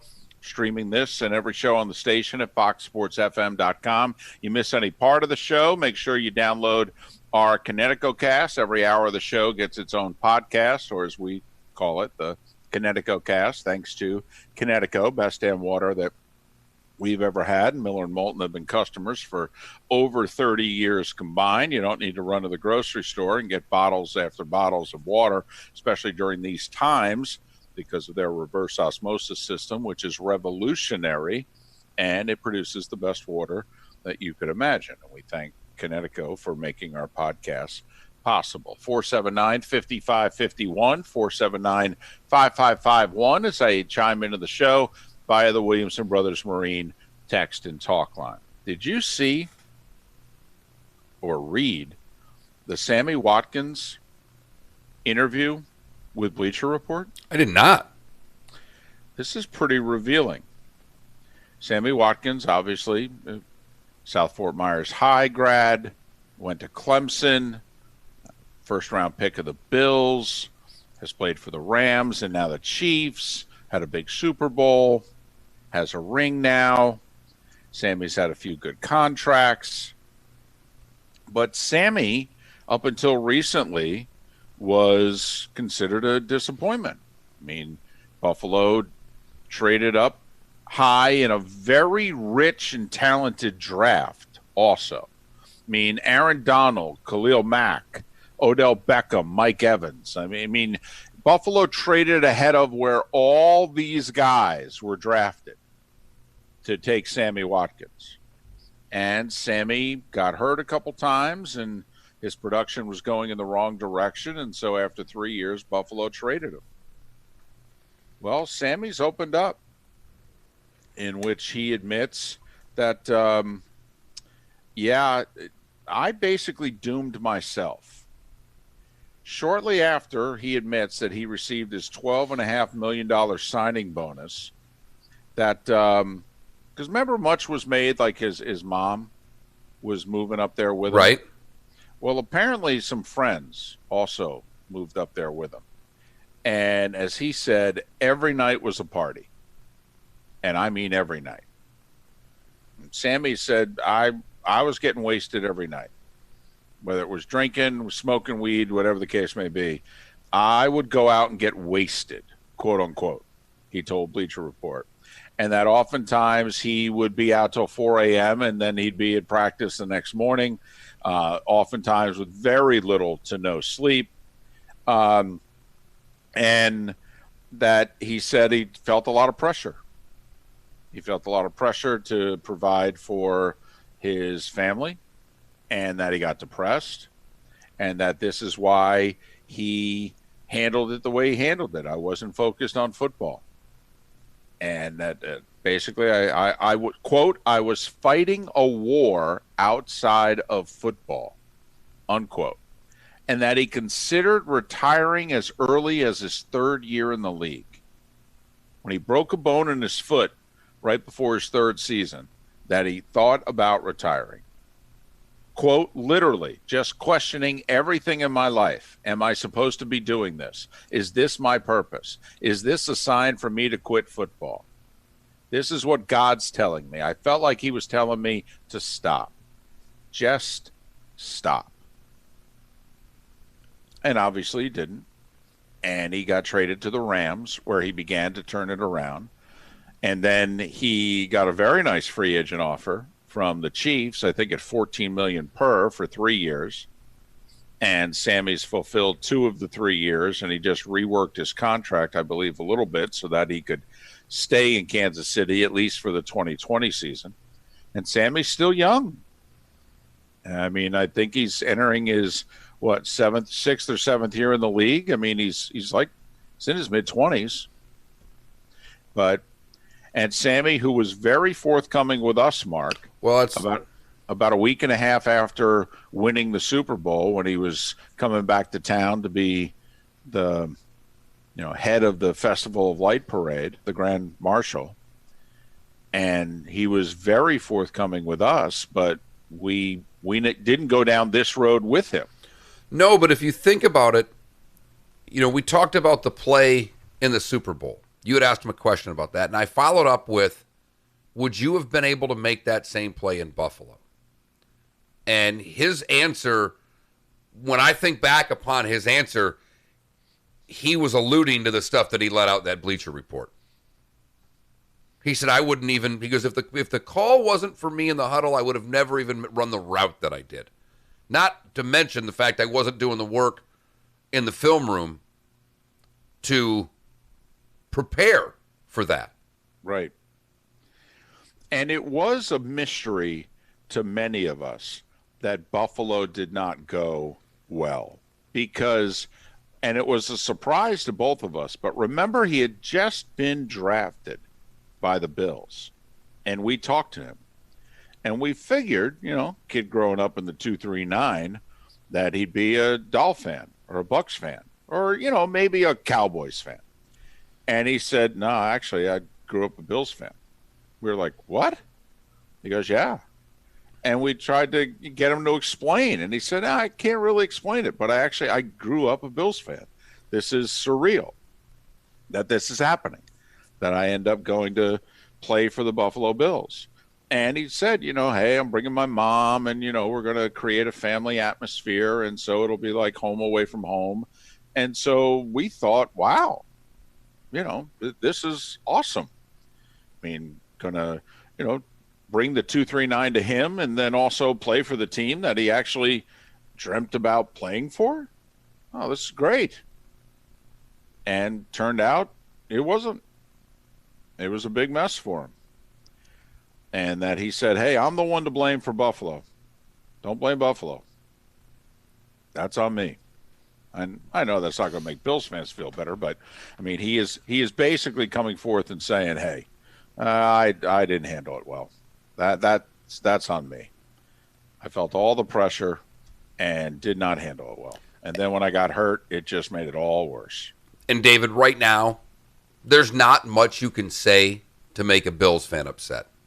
The Bills fan is so damn happy right now. That's true. That's true.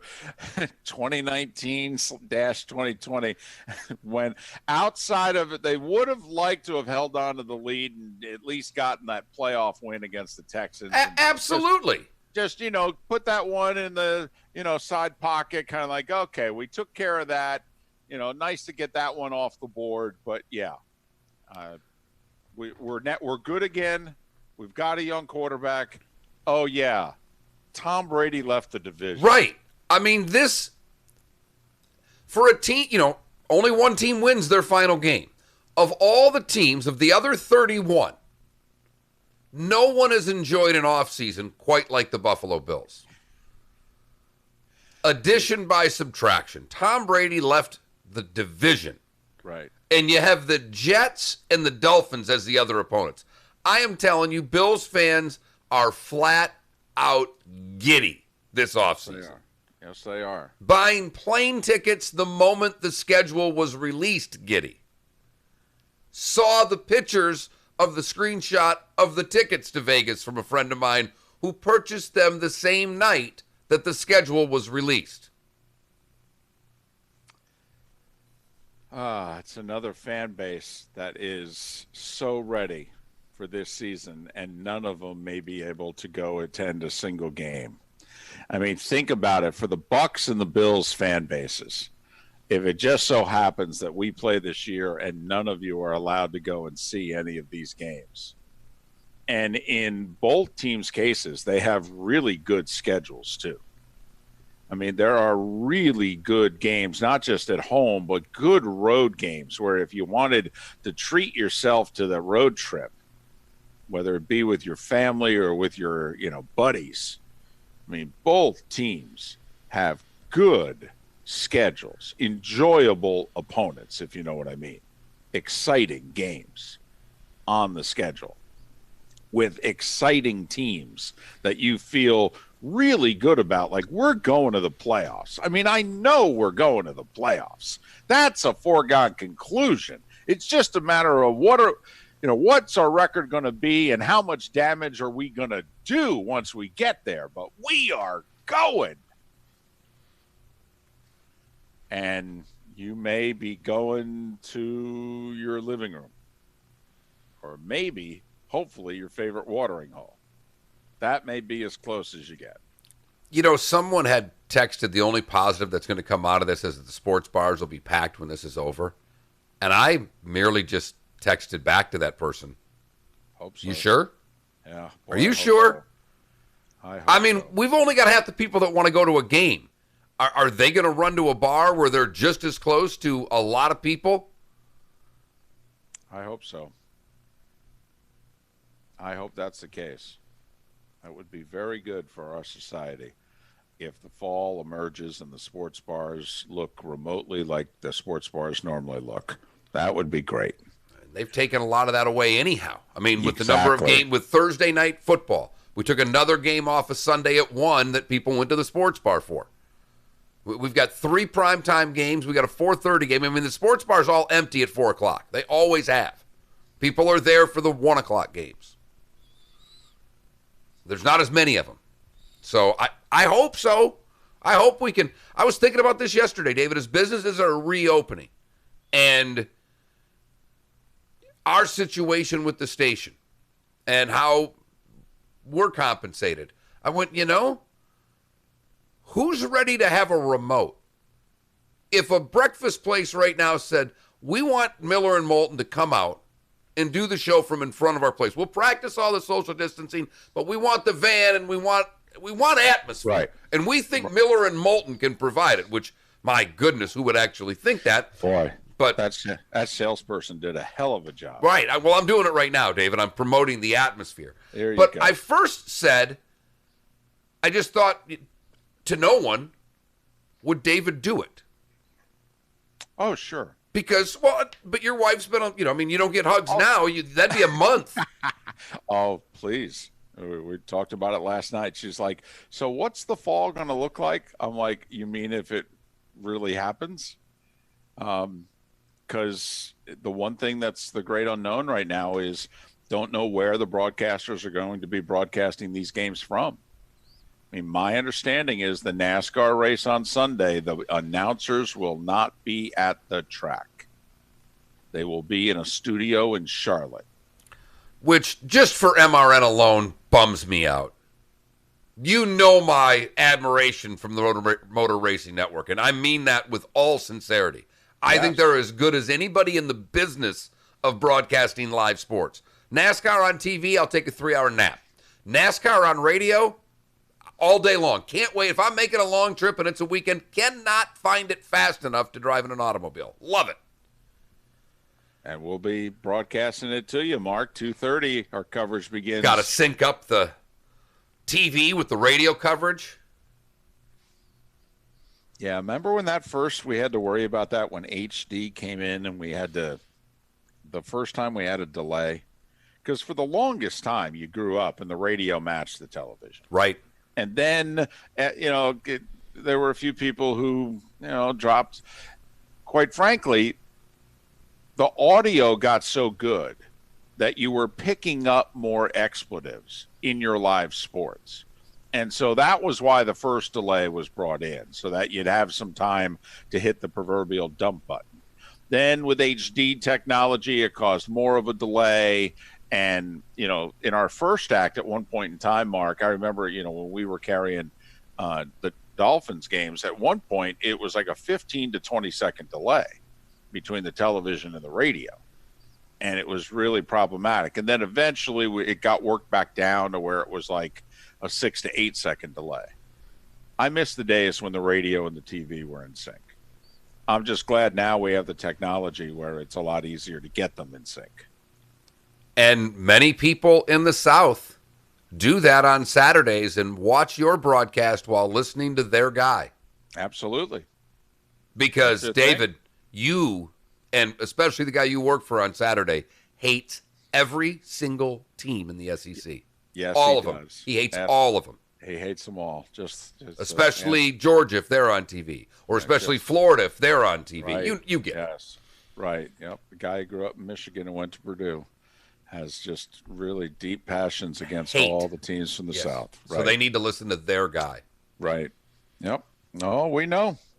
We know. That's what drives the sport. Angst, hate. It's the oxygen. That's why any proposal to make it, quote unquote, more fair, to remove angst from college football is a bad idea. Period. End of sentence. A commissioner for all the leagues? Bad idea. Expand the playoff? Bad idea. More hatred, more angst, more division. That's what college sports thrives on. College sports is like our national politics, for better or worse. Miller and Moulton. 17 minutes before the hour. Today was the day when coming up. Seth Everett in about 40 minutes here on Southwest Florida's Fox Sports Radio. Drive home with the Doug Gottlieb Show. Again, I can't do his job and he can't do mine. Michael Jordan couldn't even get to the finals until Phil Jackson became his head coach. Does that mean that Phil Jackson deserves more of the credit? No. No coach has ever done it without players, and no players have ever done it without really good coaching. Brady gets it, but we in the media don't. Doug Gottlieb, afternoons at 3 on Southwest Florida's Fox Sports Radio.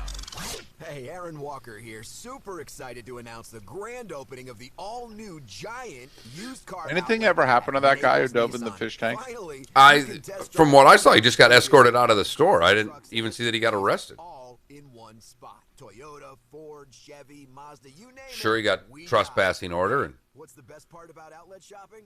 That's right. You save tons of money. Over 300 vehicles, wholesale priced, and all backed by our exclusive unlimited mile lifetime warranty. That's a warranty that lasts forever, and that's accepted anywhere in the USA. We've got at least 100 cars you could drive home right now for less than $200 a month. That's probably less than your cell phone bill. Need financing? We got you covered there too. Come see us at the all-new giant used car outlet at Naples Nissan right here. David, I don't know if I'll mention it in the birthdays, but Chris Washburn today is 55 years old. All offers with approved credit. Do you remember Chris Washburn? Oh, yeah, NC State. Yep. One of the biggest busts of all time. One of the biggest busts of all time. Tell us what's new at the store. Right now we have 90 colors of Cortec in stock, ready to go, pick up, put down as soon as you want it. Everything from starting at $299 on up. Well, I hate to say it, Hops. I'd love to be cursed with $500,000 from a lottery ticket right now. I'd tell all my friends to go F themselves if they asked for money. Chris Washburn was the guy taken after Bias. Did he go that high? He went third. Nuggets? I thought Warriors. Yep, you're right. You're right. You are right. If you haven't been to the Floormeisters, you really owe it to yourself to visit the store. 6281 Naples Boulevard, right next to Costco, or go online, floormeisters.com. That's floormeisters.com. No matter where you're boating, with Towboat US, you're covered by the world's largest towing fleet with over 300 ports nationwide. Your local Towboat US companies in Charlotte, Lee, and Collier counties are here to help 24/7, 365 days a year. Inland, the river to Lake O, and out 75 nautical miles. Because I'm pretty sure he was in the 86 draft. Yep. So, wasn't that the Brad Daugherty, Len Bias 1-2? With Towboat US, you're never stuck on the water. We're all stuck at home, and we're finding out more about ourselves. Like sweats, our all-day attire. There was a reason you ate takeout all the time. Yeah, honey, that does taste good. You didn't really. I watched a Len Bias documentary a couple weeks ago. We're the ones you've been listening to during these crazy times. We're Fox Sports Radio. You'd forgotten how good he was. Holy crap. You live between Port Charlotte and Marco Island. Hello, I'm Jimmy. His college video. Woo-wee. Jay Billis has said, all right, I played against both of them. He goes, when you were in college, there was not much difference between Michael Jordan and Len Bias. Time is running out. If you have a tile or shingle roof and live between Port Charlotte and Marco Island, call us at 239-283-2013. It's a free, no obligation inspection that can benefit you in the form of a new roof. Williamson Brothers Roofing, we deal with the insurance carrier for you. Call us at 239-283-2013. Again, time is running out. Call us at 239-283-2013. Williamson Brothers Roofing specializes in the claims process. We have experts standing by. We get claims approved. 239-283-2013. Why would someone take a chance on purchasing a frameless shower door from a big box store or an online discounter of an obscure brand, and then try and find a licensed, qualified installer to put it in, when you can deal directly with a local, family-owned business that consults, measures, manufactures, and installs their own award-winning brand of shower doors? My Shower Door is a family-owned and operated business and has the highest ratings on Angie's List and Home Advisor. Want to see more? Go to myshowerdor.com. Here we go. Now back to Miller and Moulton. No. This is Miller and Moulton. You're live. 11 minutes before 8 o'clock on this Wednesday, the 13th of May. It's a hump day. Yeah. Miller and Moulton, Southwest Florida's Fox Sports Radio, streaming at foxsportsfm.com and broadcasting live on the Miller and Moulton YouTube and Twitch TV channels. Make sure you chime in the Twitch chat room. We're glad to those that do. Time now for Miller and Moulton's Today Was the Day When, giving you the history of today's date so you're a beacon of useless knowledge around the office. Useless, but a lot of fun to talk about. This is Today Was the Day When. Fox Sports Radio and FoxSportsFM.com. Start today in 1940. Winston Churchill, sworn in as Prime Minister of the British House of Commons, said, "I have nothing to offer but blood, toil, tears, and sweat." That went a long damn way. Let me tell you. That went a long way. Thank you, sir. Yeah, absolutely. 10 years later, everything was great in the world. And you know why we knew that, David? Because Diners Club issued its first credit cards. Oh, remember Diners Club? Oh, yeah. Weren't they Diners Club International? That's what they went to, yes, Diners Club International. And what was great is that, when Visa started taking its firm hold of the credit card world, Visa and MasterCard, you'd see these restaurants that still offered, still took Diners card. And you're like, what? I know. My grandfather, like once a month, would take me out to a steak place. And those were the places that took American Express and Diners Club. You were like, ooh, this is a fancy place to eat. This meal might be $10. 1955, Mickey Mantle goes yard 3 times. They say each of the home runs were at least 463 feet. 463. Each were at least. Stan the Man in 58 gets his 3,000th hit. 1965, the Stones record Satisfaction. Wonder how that did. Today in 1976, David, the 9th and final ABA championship. The New York Nets beat the Nuggets 4-2. Doc's a net, right? Yes, he is. And David Thompson's what year? 76, the last year of the league. He finished with the Nets. Didn't he go from the Squires to the Nets? Well, he finished with the Nets. I'm trying to think, though, by 76, had he been sold to the Sixers yet? No, he came in with the merger. Right, the 77 final, which was the Blazers and the Sixers, and I believe Doc was a rookie. But David Thompson. Who are you serving? Yes, the 2 greatest dunkers perhaps ever. Right. No offense to Michael Jordan, and maybe a little offense to Dominique Wilkins. Yes. Maybe a lot of offense, actually. Because he's maybe the best Neek, Doc, David Thompson, in-game dunkers. I don't know if there's anybody else. Michael Jordan's the greatest player of all time. I'm never going to argue that. Dunker? Neek would dunk with such power that the ball would rocket through the basket, hit the floor, and damn near come back up and go through the basket again. Or hit him. Right. It was amazing. 2-hand over his head, tomahawk.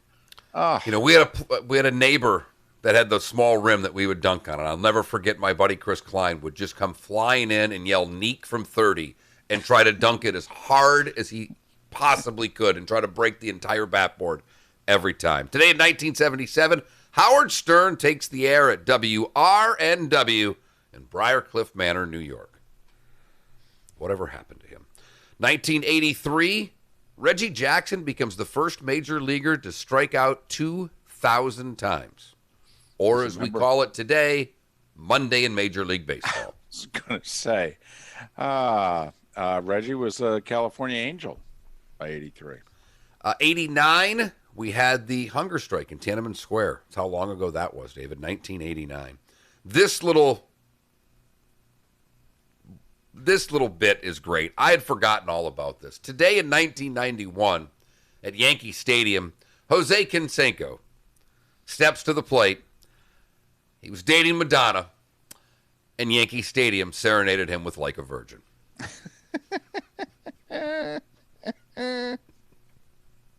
Every single thing about that is great. Canseco dating Madonna? That's funny. That's spectacular. 93, David, the final episode of the 14-year run of Knots Landing on CBS. Was never a big fan. Me neither. 2004, final episode of Frasier on NBC. He's Been a part of a couple of good shows. Absolutely. 2012, Man City wins the Premier League for the first time. If you were born today, you share your birthday with Joe Louis, born today, 1914, in Lafayette, Alabama. B. Arthur, born today in 1922. I can't ever think of that name without thinking of the movie where they took over the radio station. They had to ask for the wild demands, and they wanted football helmets filled with cream cheese and naked pictures of B. Arthur. Harvey Keitel, born today in 1939. Richie Valens was born today in 1941, would die 18 years later. Stevie Wonder is 70 years old today, born in my hometown of Saginaw, Michigan. All right, David, put these three in age order. Dennis Rodman, Stephen Colbert, Sean McDonough. Sean McDonough, Colbert, Rodman, in terms of oldest to youngest. Rodman is the oldest, 59. No. McDonough, 58. Colbert, 56. And Thank You, Hops. Airheads was the movie I was trying to think of and couldn't get the name.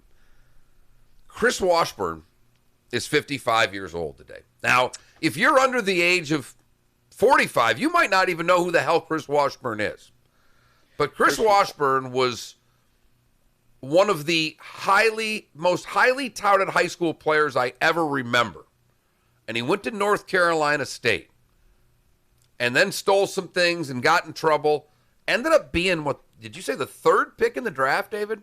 86 draft, Brad Daugherty, Len Bias, Chris Washburn. The 86 draft had some amazing players in it. Amazing.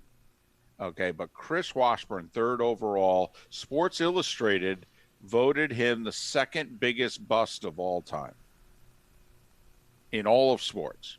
Chris Washburn, third overall pick of the 86 draft, played 2 years in the league. That's it.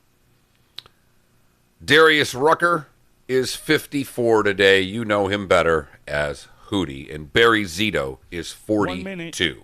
Today was the day when, on this May the 13th, Hump Day edition for David.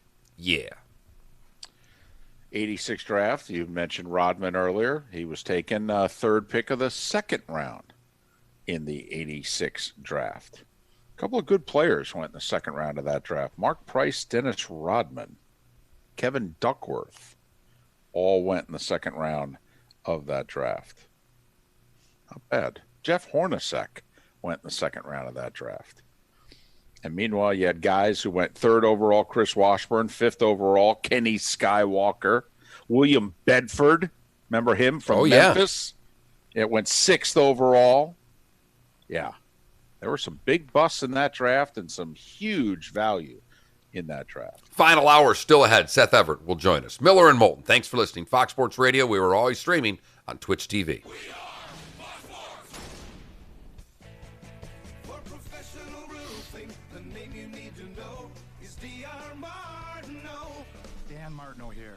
D.R. Martineau Roofing of Southwest Florida. I've been repairing and replacing roofs for 27 years. We operate with integrity, knowledge, and service. Google DRM Roofing or call 239-332-1441. License number CCC 1326954. For professional roofing, the name you need to know is D.R. Martineau.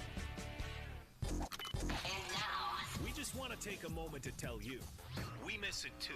We miss the crack of the bat, the banging of trash cans. We miss the dunks. Slams it home for two. The lap turns. Look how close it is for the lead. The hockey horns. The kiss cans. The wave. The high fives. We miss it all. We just got to wait this out and see how it goes. But just because we miss it doesn't mean we can't talk about it. We'll get through it. The USA needs it. On Fox Sports Radio. Pool need a checkup? Call the doctor. The Pool Doctor. Hi, Dr. Mark here. Heat pumps take heat out of the air and put it in your pool. They cost less to run than gas heaters, and you won't have panels on your roof. Special pricing, rebates, and free on-site evaluations.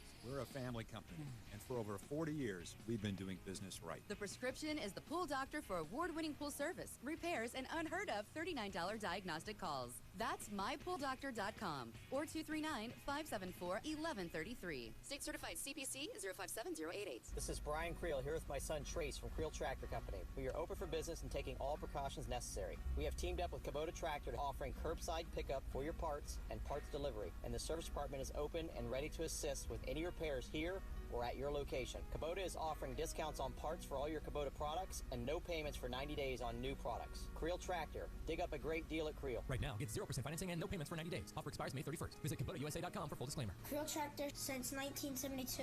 WFSX AM from Naples to Cape Coral and all of Southwest Florida. 105.9 Fox Sports Radio. We are Fox Sports. Here's what's trending now. Brought to you by the Center for Men's Health. C4MH.com.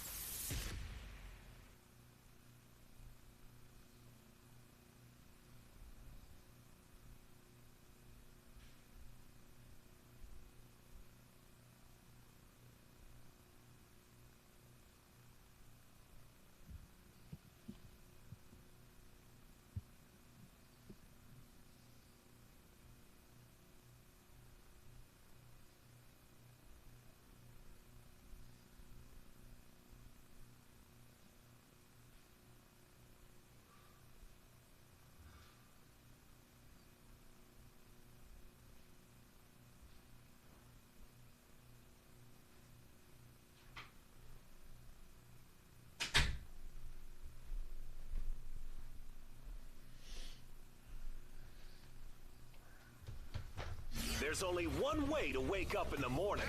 How the heck are you? How the heck are you? Yep, that's it. Miller. This could end the bro hug. That would be great for you because there is nobody worse at the bro hug than one David Moulton. And Moulton. I used to be. 2019, I found my bro hug crew. Southwest Florida's Fox Sports Radio. All guests appear on the Goldberg Noon Abraham hotline. Goldberg-law.com. Oh, I like It's up to you now. It's up to you. I like it. Now, the best local sports show this town has ever heard. Here's Miller and Moulton. You're live.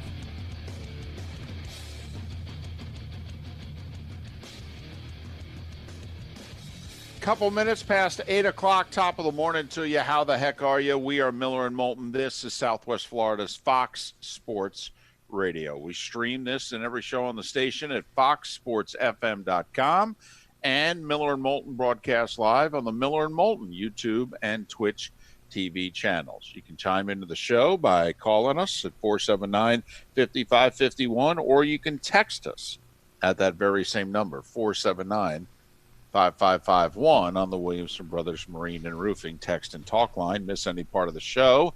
Every hour of the show gets its own podcast brought to you by Connecticut, so that's why we call them the Connecticut Cast.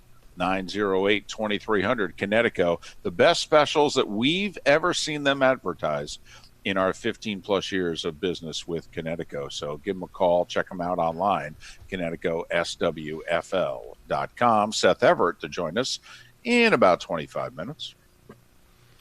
And, well, that's always a conversation that could spin in 60 different directions. Our poll question today, very simple. I had a sports question. I was ready with a sports question. And David simply said, if I've learned one thing about Miller and Moulton as a show, we go back-to-back sports questions, we're generally in trouble. Yes.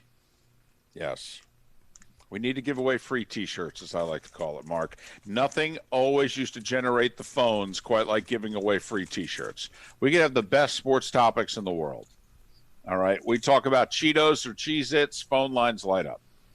Always has been that way. So today, well, we went alcohol because alcohol sales are way up. How is it going in your house? And I'm shocked because drinking the same or less is not only winning, it's in the majority. Wow. 52%. I know it does. Got my vote because I don't care. In fact, and this goes back to when our daughter was young, I stopped having, booze in the house. Now, in my case, it's almost 99% of the time beer. But I just stopped having it in the fridge. I just didn't want my daughter to open up the fridge and to see beer. At such a young, impressionable age, wanted to give the impression that her dad was, a decent stand-up fella. And on the other hand, I tell my daughter, honey, can you go into the second drawer and get Daddy another Miller Lite, please? Well, you do it either way. Once again, which has been a theme on the show today, certain things, there's no sense having a gray area. You should just be one or the other. And that's... I've never, and it's funny because my dad was that way. My dad never drank in the house, but my dad used to come home hooked on phonics, and that's when I would learn all of the troubles that were going on at General Motors. Gotcha. For hours. Okay. My mother and I, one would try to sneak out of the room, and then, very much Eddie Murphy's father. Right. If we've seen Delirious. Fair enough. Lillian cannot leave the house. So that would happen from time to time.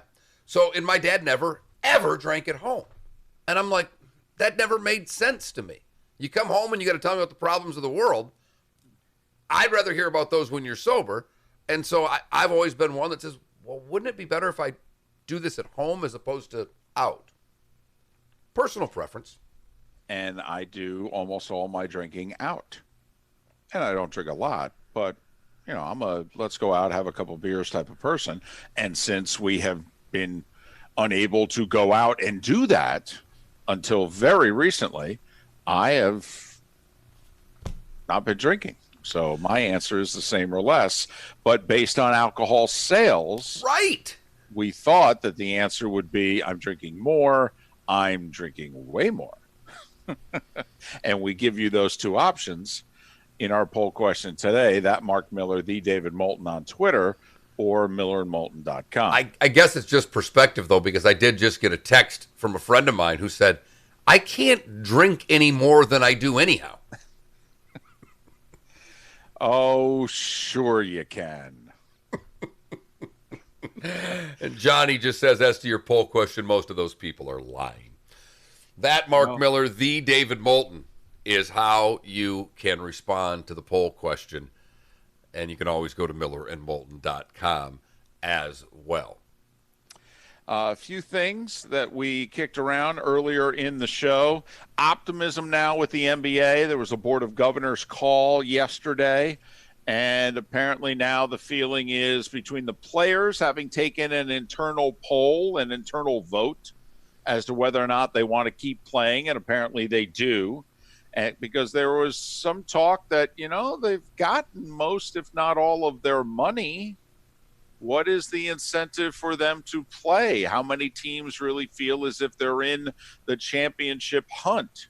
But the players apparently want to play, and the owners want to play, and the NBA wants to play. And so they are going forward with trying to create a, quote, campus-like environment, unquote. And the thought is that they're looking at one of two locations, Las Vegas or Orlando. They may choose both. May go Western Conference teams in Vegas, Eastern Conference teams in Orlando. At the same time, the MLB owners presented the players with their proposal, and then they talked about life and the pursuit of happiness for most of the afternoon. And they got a lot of things to work out. A lot of things to work out. I mean, Mark, is there anything that you wouldn't do going forward this year? Because I really think that leagues, teams, you name it, they can throw anything on the board, and I believe that the public will accept it. Like, if Major League Baseball this year said, we are reducing the games, not double headers, but all the games. We're only playing 7 innings this year. Would you be okay with it? David, you are 100% correct in that synopsis. This is the test balloon year. Yes. If there was ever an opportunity to experiment in any way, shape, or form, this is it.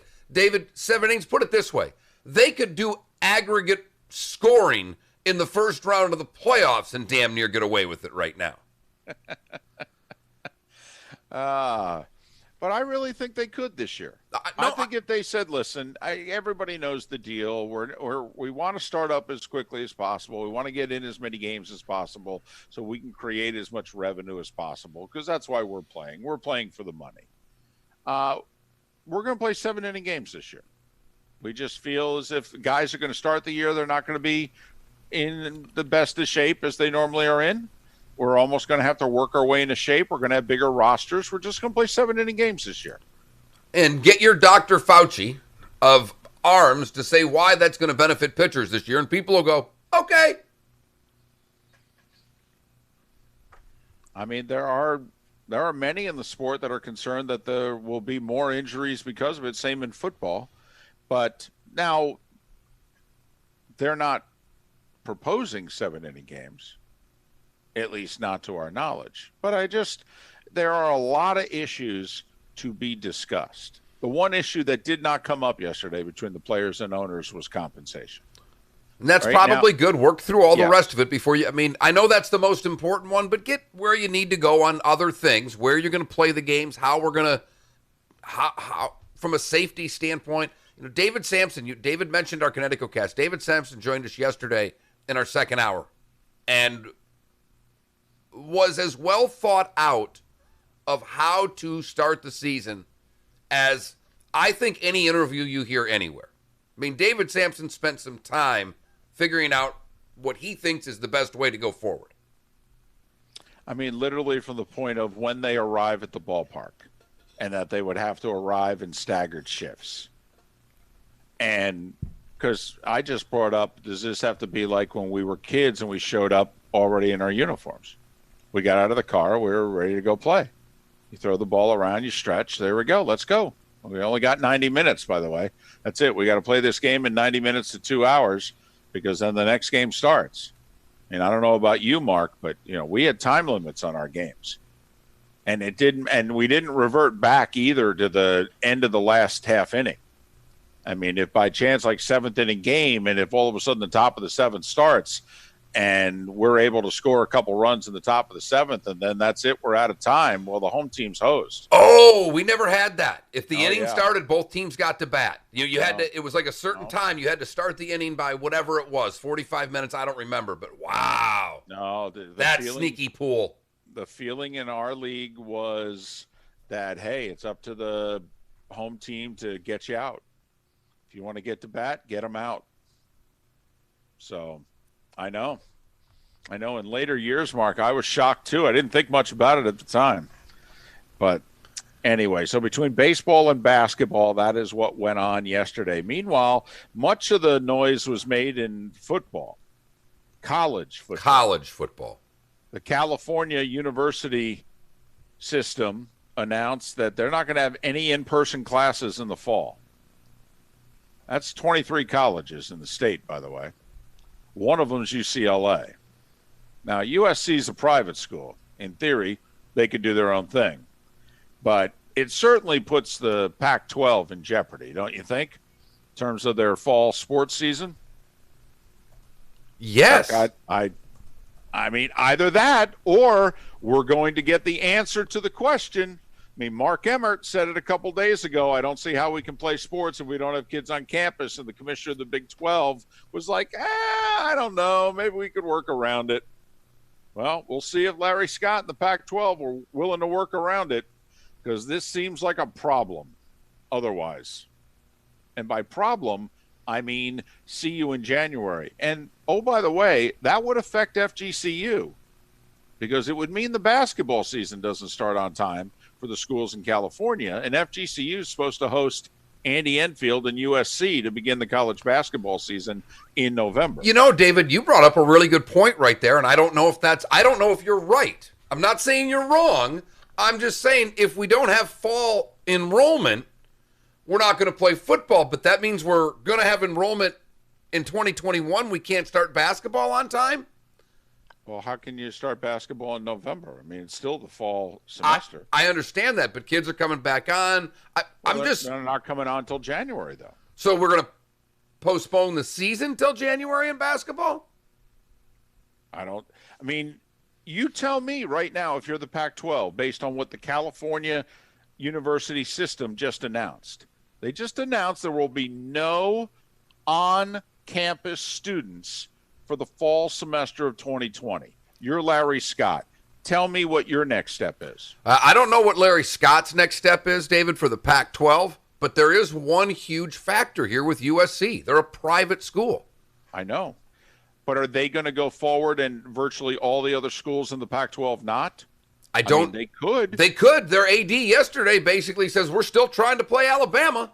Although they could, because they're not governed by the California school system. However, they do have to abide by the laws of the state and by the laws of their county. And their county just came out yesterday and said, well, nobody can meet until August 1st at the earliest. I mean, you can't work out. Forget this whole USC football players showing up and working out. We're not going to allow it. Which is another reason why Colin Cowherd and others have said that the USC-Alabama game to start the year in early September in Dallas is not going to happen. And that very well may be true, but it doesn't mean the basketball season. Now, that's all you're probably right. I didn't say you were wrong. I said you're probably right. But USC's a private school, and what they're doing about winter sports, they've not talked about. You actually just, when you said that, I kind of thought, well, wait a minute. I mean, you just kind of made a light bulb go off. We keep talking about fall sports because in theory, you're right. If we're not going to let kids on campus until 2021, how do you start basketball? How do you start hockey? College hockey. These are actual sports that are played. It's a great point, David.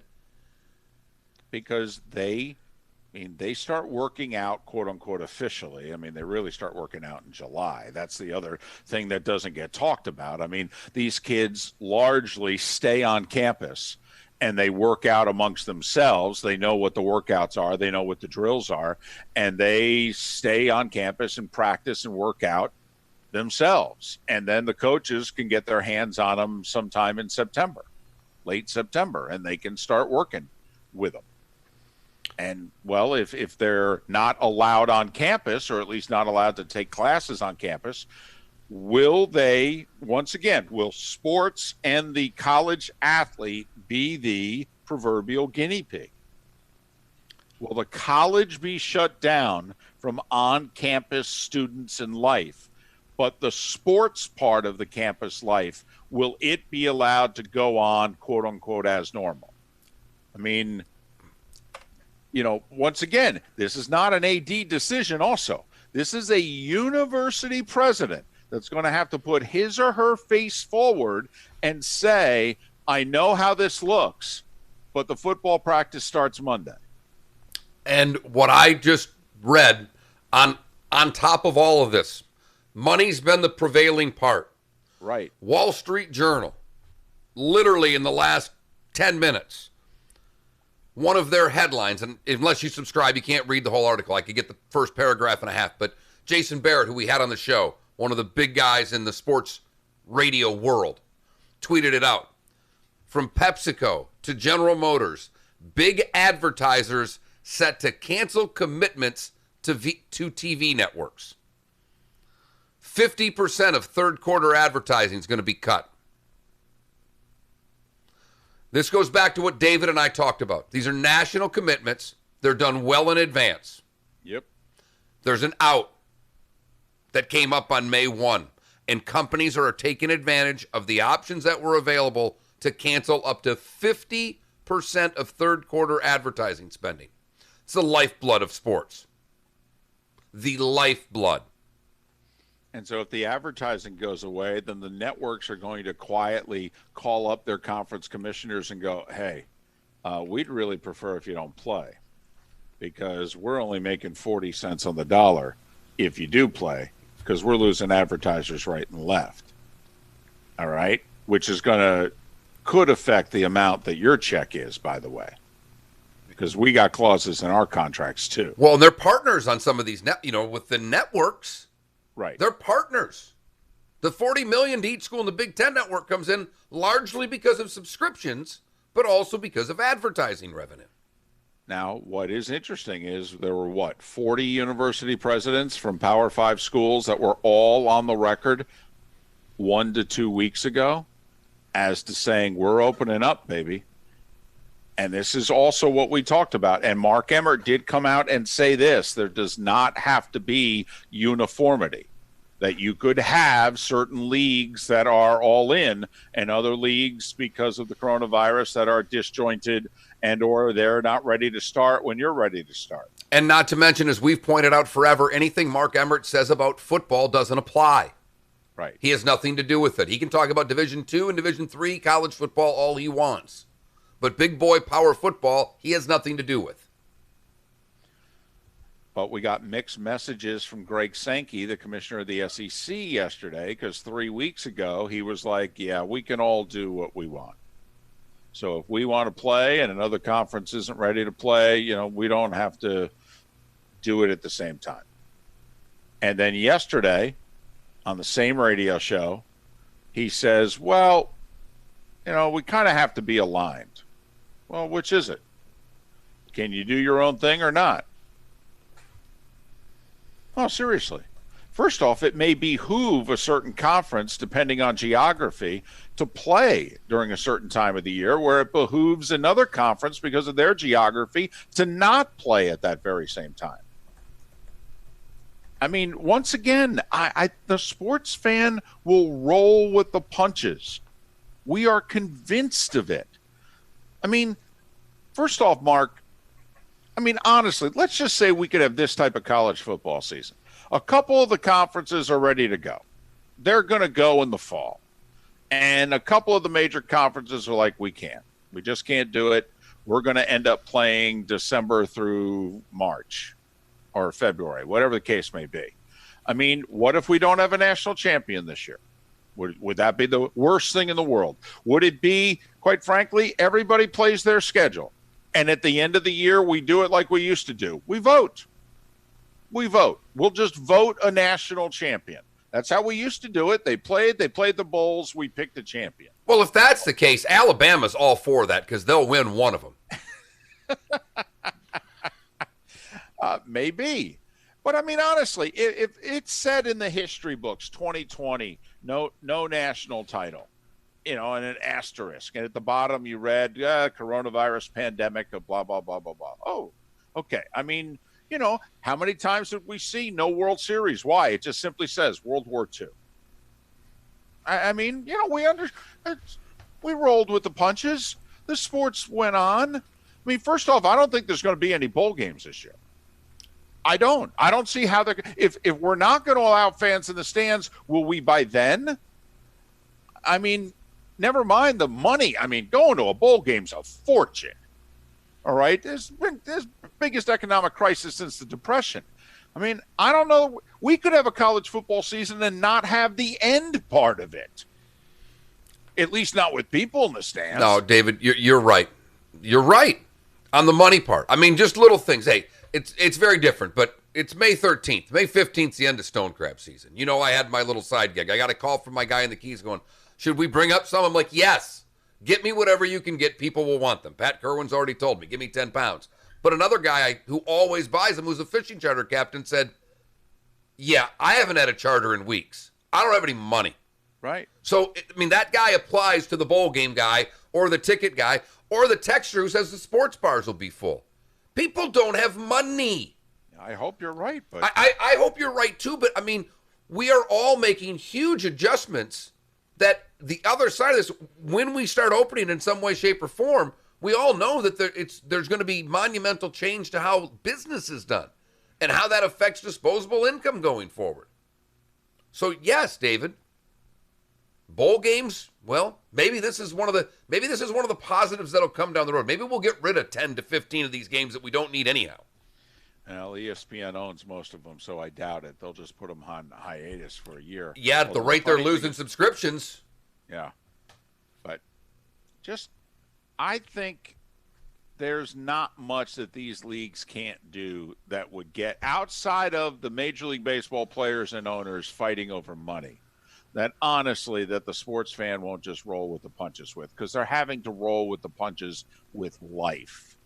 Do you really think they're going to get that bent out of shape because you canceled the season or you canceled the championship or you eliminated this or did that? I just don't see it. Miller and Moulton. David. Seth Everett. Yeah. I just got at least answer this text because I got a personal one here who says, you guys are bumming me out.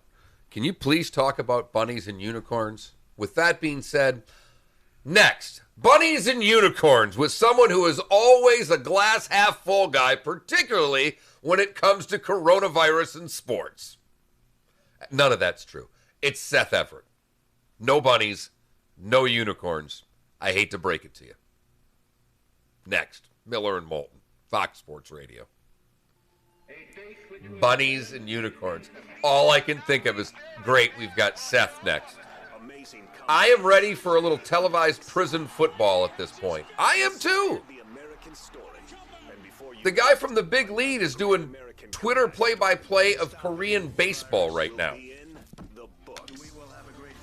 Our story continues and return to our lives, great lives, on Southwest Florida's Our Fox great Sports Radio. lives. I'm Lois Tomey from Wink News. They have been there from the beginning. We're going to be here as long as we need to be here. And they haven't backed down yet. With smiles behind their masks. What do we? Oh, we got the SK first line of defense. Wyverns and the LG Twins. Oh, LG's killing them. Wink News will stay out front. Can't even. What's 14-2? Line champions. This thing's over. What makes us Gulf Shore strong. A big part of enjoying a good bike ride are all the sights you see along the way. So when David and I both developed cataracts, it didn't take long for us to do something about it. Turns out some of the best cataract surgeons in the world are right here in our area at Community Eye Center. We really care about improving people's lives by improving I their can't do it. Dr. Spalding I and can't. Dr. Spatafor I really can't watch care Korean about baseball. helping people, and we're so glad they helped us. They're excited. We share in that excitement. It makes us feel great about what we do. Hi, this is Dr. Scheibel from Community Eye Center. My partner, Dr. Spatafor, and I want to remind everybody, don't be a spreader. The coronavirus... Don't be a spreader. Don't be a spreader. Someone with the Twitter name of Sugar Tits said they're drinking way less. They answered me. Really? Yeah. You would not expect that someone named Sugar Tits would be drinking less during a worldwide pandemic. Right. I don't know how she found me. I really have no idea.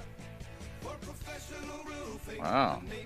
She doesn't follow me or you, but that's her name, but her thing is at Cards and Cardinals. So I don't know how people do these. They're very advanced with that type of stuff. Call us today for a free inspection. Google DRM Roofing or call 239-332-1441. License number CCC 1326954. I gotta admit, some of the people who tweet at us, it's like they're having their own conversation. And they attach our names to it. We've got our good friend Tim Meister, owner of the floor. Let me know when we're a minute out, please. We're talking about their huge selection and great pricing on Core-Tec flooring. Okay. Tim, tell us what's new at the store. Right now we have 90 colors of Core-Tec in stock, ready to go pick up, put down as soon as you want it.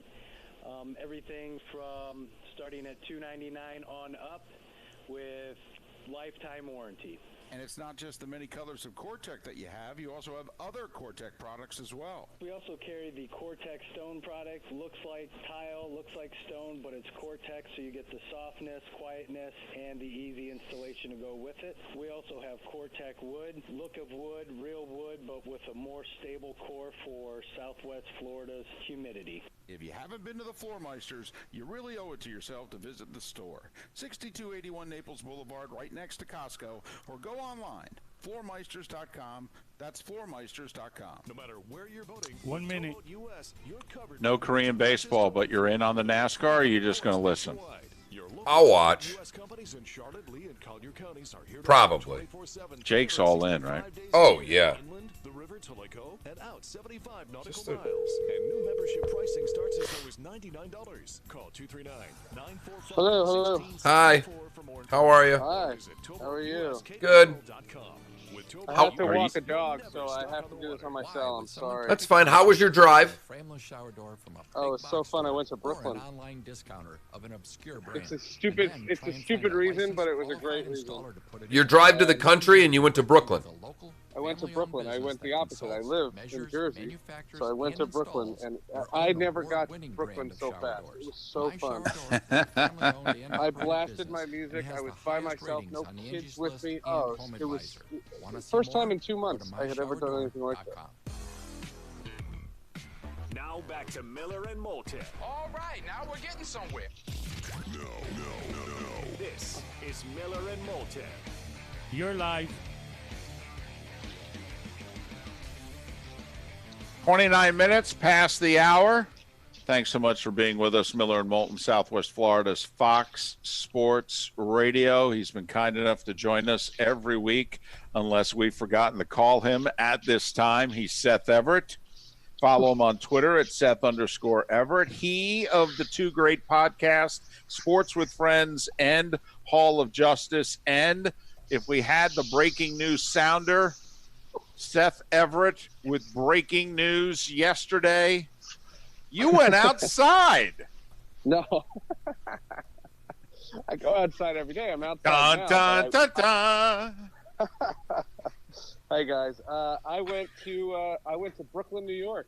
Whoa! The first time I had ever driven out of my county, out of more than 5 minutes, and it was a blast. And I had so much fun, and God, do I miss that. Boy, I never got to Brooklyn, New York that fast. There are no cars on the road. It's brilliant. Did you get out of the car in Brooklyn, or did you just drive to Brooklyn and turn around and drive home? I'll tell you, real smart. Today's my wife's 40th birthday, and there's a bakery in New York City that she's friendly with the owner. And we called them, and we were going to try to set up where maybe they could ship one of their specialty cakes. And the lady, frankly, came to me and said, listen, I'll make a special thing for her. You know, we love her, but our shipping costs are ridiculous, and it's more than the cake will cost. And she says, where do you live? And I said, I gave her my town. And she says, I just Google mapped it. You're 41 minutes. There's no cars on the road. Just come out, call me. I'll bring it down. I'll put it in your trunk, and you'll go right back. And I looked at it, and I said, why the hell not? Like, what safety am I ruining? And I was completely safe. I got out of my car after the lady had gone back into her shop just to see what it was that she had put in the bag, and it was really cool. And for that, I wore a glove. But other than that, I came right home. I think the whole experience was less than 2 hours. I had so much fun. And anybody who called me during that time, I didn't answer. I was listening to music and podcasts, and it was great. Listen to him. Can you hear the joy? Seth, you've come on every week during this, and our audience sometimes gets miffed because you're right. Well, and you're right in the heart of it, and you've been very passionate. And Seth, there's no doubt. David said it. Your voice sounds happier today. There is people hear you every week on our show, and they tweet at you and they text at you, and you've been great. You come in the chat room, you take it on. That's fun. That's my favorite thing in the morning, by the way, the chat room. Especially when the guy told me to go back to my bubble, I almost tweeted that. And you do. You're great, but you are in a great mood this morning. That little bit of, I don't know if that's not really normalcy, because driving to Brooklyn from Jersey would take you 6 hours normally. 6 hours. So there's nothing normal about it, but being able to do something that is considered normal, going for a drive to pick something up, literally, Seth, has changed the way, I think it's changed your perspective. You're in a better mood today. Well, Mark, you'll appreciate this of all things. We decided, what we've done is we've set up a drive-by for my wife's friends to come by our house. That's at 4 o'clock today. And then we set up 2 separate Zoom chats for people who are far away, including one coming up in a couple of hours with my wife. She has family in England. So all the London relatives are going to jump on a Zoom chat to wish her a happy birthday. And I got the pleasure of emailing my kid's second grade teacher going, Marnie's not going to school today because her parents have no time to do second grade math, you idiot. But that's not what I wrote. And that's my favorite part. The fact that I don't have to teach second grade fractions that's why I'm in a great mood. Whatever it takes, Seth. No, but you do the home school thing. That is a chunk of your life you never get back. And It's hours and it's painful. And Oh. I look, it's first world problems, but to give me a day where I don't have to be a teacher, oh my God, that's heaven. Yeah, and Seth, you and I are on the opposite ends here. I mean, as I've told our audience, I had a ugly divorce, didn't see my son nearly as much as I wanted to. I missed out on a lot of things. I'm eating every second of this up. Yeah, I love different. the teaching part of it. Love it. Yeah. Now, I'm really good at it, Seth. Maybe that's the difference. I'm already nominated for a golden apple for the work I've been doing. Of course, it's self-nominated, Seth. It's self-nominated. But how do you do this? This is the thing that I appreciate for any teachers that are listening. When you have 4 problems left and your kid's not figuring it out, and you have a Twitch show at 1 o'clock with Ton Thomas, and he's got Bomani Jones' book, how do you not just give the kid the answer? You do. I'm sorry. You do it for him, and that's why I'm in a different world. I finish at 9 a.m. with the radio show. I have the rest of the day to dedicate to my daughter. In the middle of the day, it would be hard. Seth, put yourself into a real classroom. What would happen? Your child would cheat off of someone next to them, so you become that person next to them. So that's how you do it. You just on the sheet. There's always first due, must do, and additional work. And my daughter, when I was driving home from Brooklyn, she decided to be very entrepreneurial, and she said, I'm going to do something on my own, so Daddy's proud of me. And she did the additional stuff by accident. She read it wrong. And I come home and I go, honey, we don't do extra work here. What are you doing? Way to encourage him, Seth. Well, and we had my teacher stopped over. My daughter's teacher stopped over because she had reached a certain goal, and the teacher came over and dropped something off, and we were out in the driveway chatting. And I just said to her, because we have 2 Zoom meetings a week with the class, and I just looked at her. I said, if I could wish for one thing for every teacher in the country, is that they have the ability to that they could take the mute all button from Zoom into their classrooms, because it is the one thing that I sit in these meetings and just in the background, and when all 20 kids are talking to the teacher at once, I'm going, oh, you're a saint. Oh, I couldn't do this ever. Yeah, it's impossible. And it's funny because, and then they say, when you're with your student, don't have your phone near you. But yet Fauci's testifying or doing interviews with Peter King, and there's all kinds of news about the sports world. And, I'm stuck on how to write an acrostic poem. Well, along those lines, in the last 48 hours...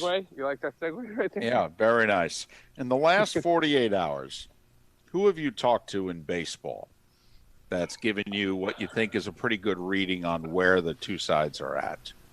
Well, the first conversation I had, because this was something that I hadn't seen reported, but, I might have missed it. I talked to a source with the Blue Jays, and their quarantine rules are pretty intense. And if anybody comes into their country, they have to immediately be quarantined for 14 days. The Toronto Blue Jays cannot play in Toronto. Then the news came down with the Dodgers and their stay at home that could go through August. It hasn't been signed yet, but there's a chance that stay at home procedures in Los Angeles County are through August. So the Dodgers can't play in Dodger Stadium. This is from somebody that covers baseball, not in the league. They said that there's a pretty good chance that Boston and maybe Philadelphia will also have the same issue. Wait, I'm sorry. Can you hold on, Seth? You zoned out for a split second when you mentioned the city before Philadelphia. Which was it? Boston and both New Yorks. Okay. So Red Sox, Yankees, Mets, Phillies. Right. And that was speculation. What would I don't know. I didn't get that far, but that, if this plan is in place, the idea that they're going to have to do some makeshift stuff, and they want to have schedules where the East plays the East plays, Central plays the Central. And if you are relocating to Arizona or Florida, and maybe you're not using your spring training facility for whatever reason, that was something that the Blue Jay source brought up, because they don't know what the status of Dunedin is. That could open up a Pandora's box, because they're trying to cut down on travel and they want as much bus travel. Well, you can't bus to Dunedin, Florida, and that's more flights. And so that was the one thing. You know, my whole issue on this is I like that the negotiation has been about the safety, because I'm on record as saying that the players will not respect any of the quarantine rules. And the players, you know, they are fighting just because of their money. And I'm on record as saying that if they're playing full energy and full uniforms and all of those things, then they should be paid their full money. And for all the players, for all the owners to say, well, we're not making the same money, the owner assumes the risk. When you buy a house, and I'm sorry, my dog's barking. That's fine. But when you buy a house and, you know, you have to, you know, replace the windows because you know it, that's your risk. You assume the risk. And to the owners, they assume the risk. Now, they should be paid zero, and I was a big owner proponent when the games were canceled, because I said for unplayed games, the players should receive zero. So give me zero for that, but 100% for the games that they're playing. If you want to tell me that they're going to protect my friends' lives because they're haggling over money, I will not stand in their way. All right, Seth, and I know baseball's where you've kind of buttered your bread over the years, but with that being said, how do you basketball yesterday tried to say they're going to make their effort. I mean, we had talked when we did our show yesterday. I had said for 2 days, basketball's not said much, man. This is strange. They were all in a while ago. Now they're not all in. But after our show yesterday, they became pretty all in again with playing. And we're talking about baseball in August. I mean, the Clippers and the Lakers, they can't even work out. It seems that they're going to have to do it at a couple of sites. But do you think it happens? No, see, I think the basketball one has been kind of misreported. The basketball one was they wanted to know if it was even worth fighting for. And if you notice, everything that leaked out of that meeting between Silver and the players was that we are open to trying, but we have no idea how to do it. So I just think the basketball thing is way premature. I think the thing was the high-profile players that happened to be on that call. And, God, could you imagine what that Zoom chat must have been like? The idea, could you imagine Adam Silver with his mute all button? How great would that be? And this argument from a sports perspective, see, the NHL, not half their players, but 35% of their players are in Europe. I don't know how you're starting your season. I don't think it's possible. The NFL, I thought Fauci's conversation with Peter King was enlightening in saying that you're going to have to procure, thousands upon thousands of tests to get football going. And that should be the goal now. He said, don't open up the camps now. Don't worry about mini camp, but get everything ready for September so that you can have the NFL. And Fauci's dead on. And I think the NFL should play and will play. The difference with baseball is they're negotiating. The owners are crying poverty, and no one wants to hear that. They're all billionaires. So that's silly. And in some cases in baseball, and there's a deep dive being done by a couple of reporters at the Wall Street Journal about what teams would make more money if they canceled the season. And if that got to over a third of the teams, I really do think they'd cancel it anyway, because there are enough teams out there that are going to lose money just by putting a team on the field, because their television revenue is a far cry from what the Red Sox or the Yankees or the Mets are. He's Seth Everett, Sports with Friends, Hall of Justice, or his 2 podcasts. You can follow him on Twitter at Seth_Everett. On the Twitch chat room, a discussion has broken out as to what kind of a dog do we think was barking there. So we're guessing as to what kind of a dog you have. I'll send you guys a picture. I'll send you guys a picture, and you can put it on the Twitch screen. But he's a Havanese. He's my guy here. And it's my wife's birthday, so I'm stuff walking him. Aren't we all, Seth? Yeah, the exactly. 2 things I do a lot of these days are dishes and dog walks. That is what I have perfected. I'm the cook in our house. Me too. I cook all the meals. Yeah. And that's another thing that I never thought. I used to cook once or twice a week. Now it's 6-7 days a week. Started the show off with that, Seth. I run the dishwasher about once a week. It's now an every other day occurrence. You wash your dishes every other day? No, the dishwasher. I run the dishwasher now about every other day. It used to be about a once a week thing, before this. Now that I'm cooking 3 meals a day for the daughter and 2 for me and the wife, We're easily 1.5 times a day. Easily 1.5 times a day. We have 6 plates. We are constantly washing our dishes. Ooh, yeah. Thank goodness for being in double digits in that. And I've gone through all of them. Gone through all of them, Seth. There is no doubt. We are Seth, breaking out the Dora the Explorer plates tonight. I know that. Hey, do you think if baseball can get going, and say they're the first of the big 4 to get going, do you think that this could be anything more than just, hey, baseball's played? Like, do you think that there's a chance that baseball could open some people's eyes again and expand beyond being a bunch of regions and actually for a year even just be a national sport again? Do you think that's possible, or do you think we're overstating it? I do. I have not said on this segment, but I said yesterday on the chat room, my fear is not the players. I'm not worried about the players being able to play. It's the team employees that I'm dear friends with for all these teams. And, I think about 80-year-old John Sterling, and I think about Hal McCoy, the Hall of Fame writer for the Reds. And I think about those guys who are just going to be lifers, and they're going to go to the park. And that's my fear. My fear is not, Giancarlo Stanton getting coronavirus. My fear is those people. And that's what I worry about. I looked at my Facebook list, and I probably have 800 people on my Facebook friend list that are literally employees of teams, whether they are masseurs, they are traveling secretaries, PR directors, all those people. And that's who I worry about, because I don't know about what your Facebook feeds are like, but mine are, I lost my uncle, I lost my cousin, this one's gone, and this one's gone, and I hate it. I don't go to Facebook. But that's my fear, is the employees. And how many precautions do they make to literally limit the people in the ballpark? What I am concerned about is that they don't take their foot off the gas when it comes to safety in this thrill of, hey, there's going to be live sports on the 4th of July. My whole argument, and I am not against baseball, and I'm not against restarting sports. I just think it's too soon.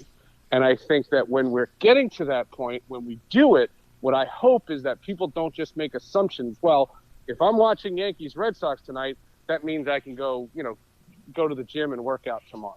And that's where my fears are. Well, somebody brought up a good point with if college basketball were to start on time. Think about, got a lot of older coaches in college basketball. A lot of them. Jim Boeheim, Coach K, Roy Williams are all in their 70s. They're like, well, should they even – this writer brought up, should they even be on the sidelines? Should they be coaching their teams going forward? Well, what about Cal State? I don't know if you guys saw that. Yep. That happened late last night. Cal State said this fall is all online. Which, by the way, and I'm on record as saying, if my kids were college age, they would clearly be taking semesters off, going to the University of Phoenix and doing the basic requirements online. Do not have one of your semesters of your 8-semester college experience in a potential online scenario. Now, last semester was no choice. That was an emergency, and you were already enrolled, and everything was going. But enrollment at all colleges is down for that exact reason. And I'll give you a perfect example. My podcasting class that's scheduled for the fall is deferred now because we had 17 kids drop out because people aren't taking, electives when all they want to do is the bare minimum if it's potentially online. And my son's at East Carolina. They've been talking about block scheduling where they're going to be in class, but instead of full semesters, it's going to be like 8-week courses. He works full times. He goes, Dad, I won't be able to work if they do this. I mean, there are lots of real issues going on that we have to get through. And this is, that's why I think David and I began the show, Seth, with there's no idea in sports that's a bad one right now. There really isn't. We can shoot it down, but we've got to throw everything out there.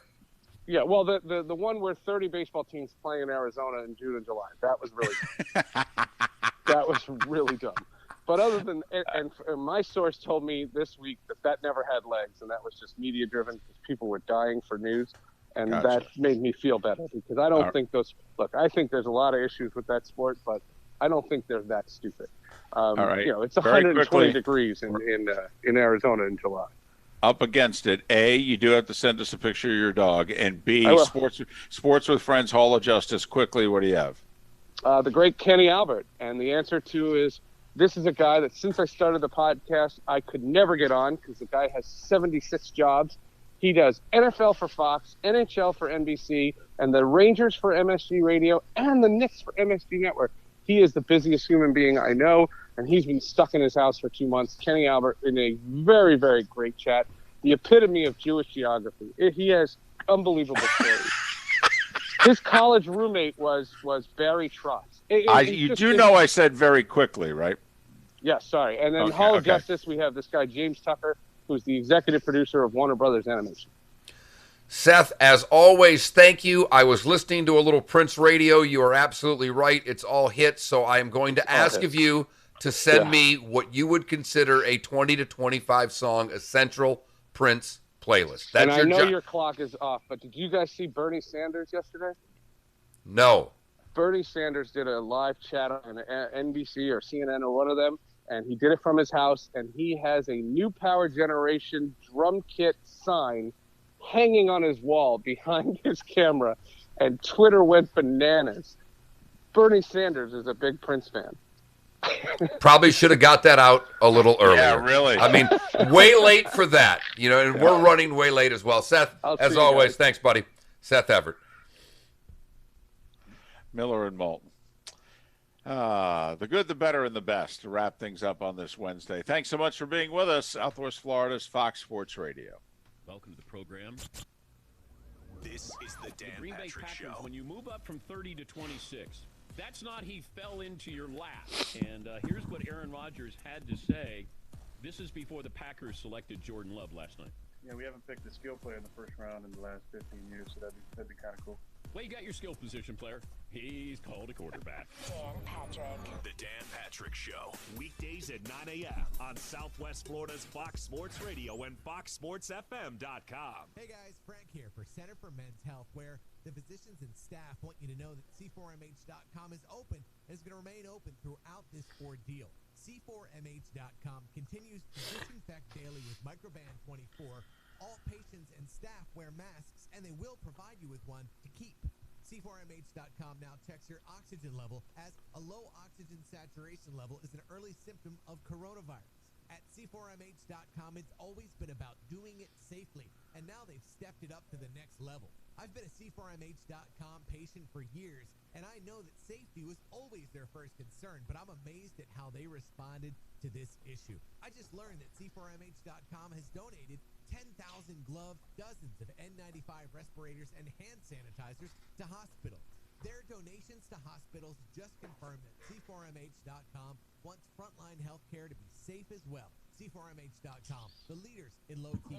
Pool need a checkup? Call the doctor, the Pool Doctor. Hi, Dr. Mark here. Your old pool pump is an energy hog and likely your second greatest user of electricity. We'll install a new Pentair energy-efficient pump. That's a good idea. You over $500 Picture of a Seth's year. dog. We're a family company.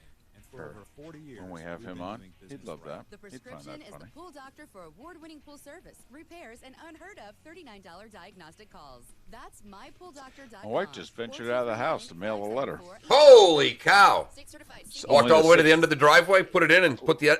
No. She doesn't trust it because there was it's a big check for a graduation gift, so she took it to the mailbox, which is 3 blocks away. It's only the 6th time she's left our property in the last 9 weeks. That's not how we do it at Kobe Cooling. Kobe Cooling has a full-time Twice for the mail, once for the bank, twice to go see her mom, and once to go visit our family that we... I get that. I have Apple Music, but Racer, what I'm asking for is Seth's choices.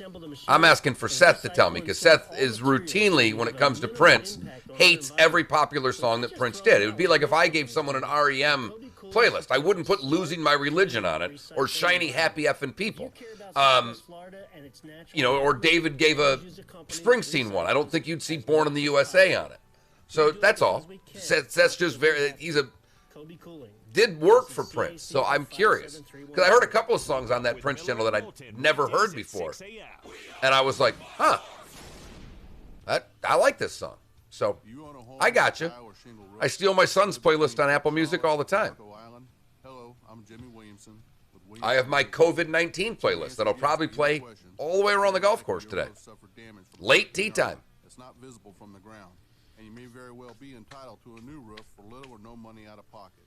But you only have a 3-year window to make a claim, and time is running out.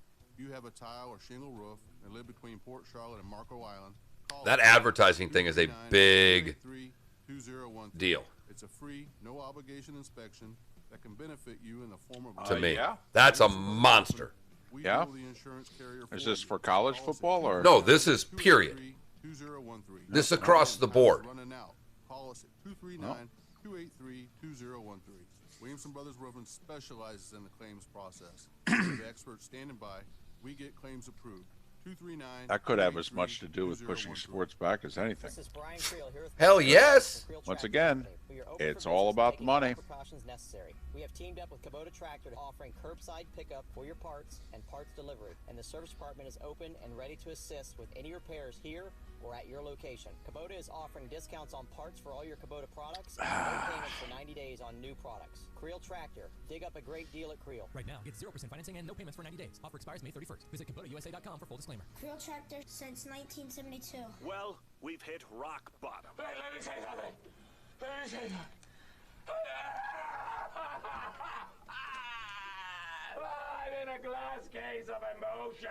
You know things are really bad when Waffle House is closed and Mark Miller has a positive attitude. Let's pump the brakes there. With that being said, here's our brand new bright and shiny segment.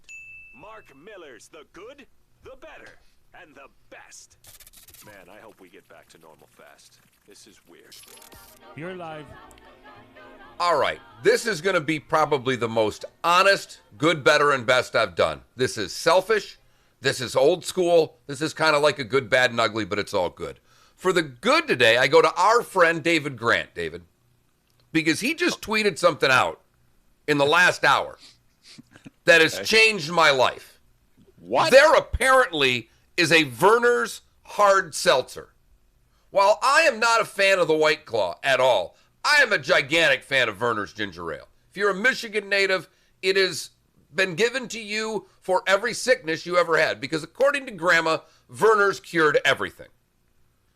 Now, 90 calories, 4 carbs, and 6% alcohol by volume? Where can I get this delightful treat? Okay. For the better, we go to Columbus, Georgia, and the Columbus River Dragons pro hockey team. In late April, a Carolina Thunderbird player in this league, Michael Bunn, was found unconscious in his car in Greensboro, North Carolina, and diagnosed with an injury to his brain, was placed on a ventilator.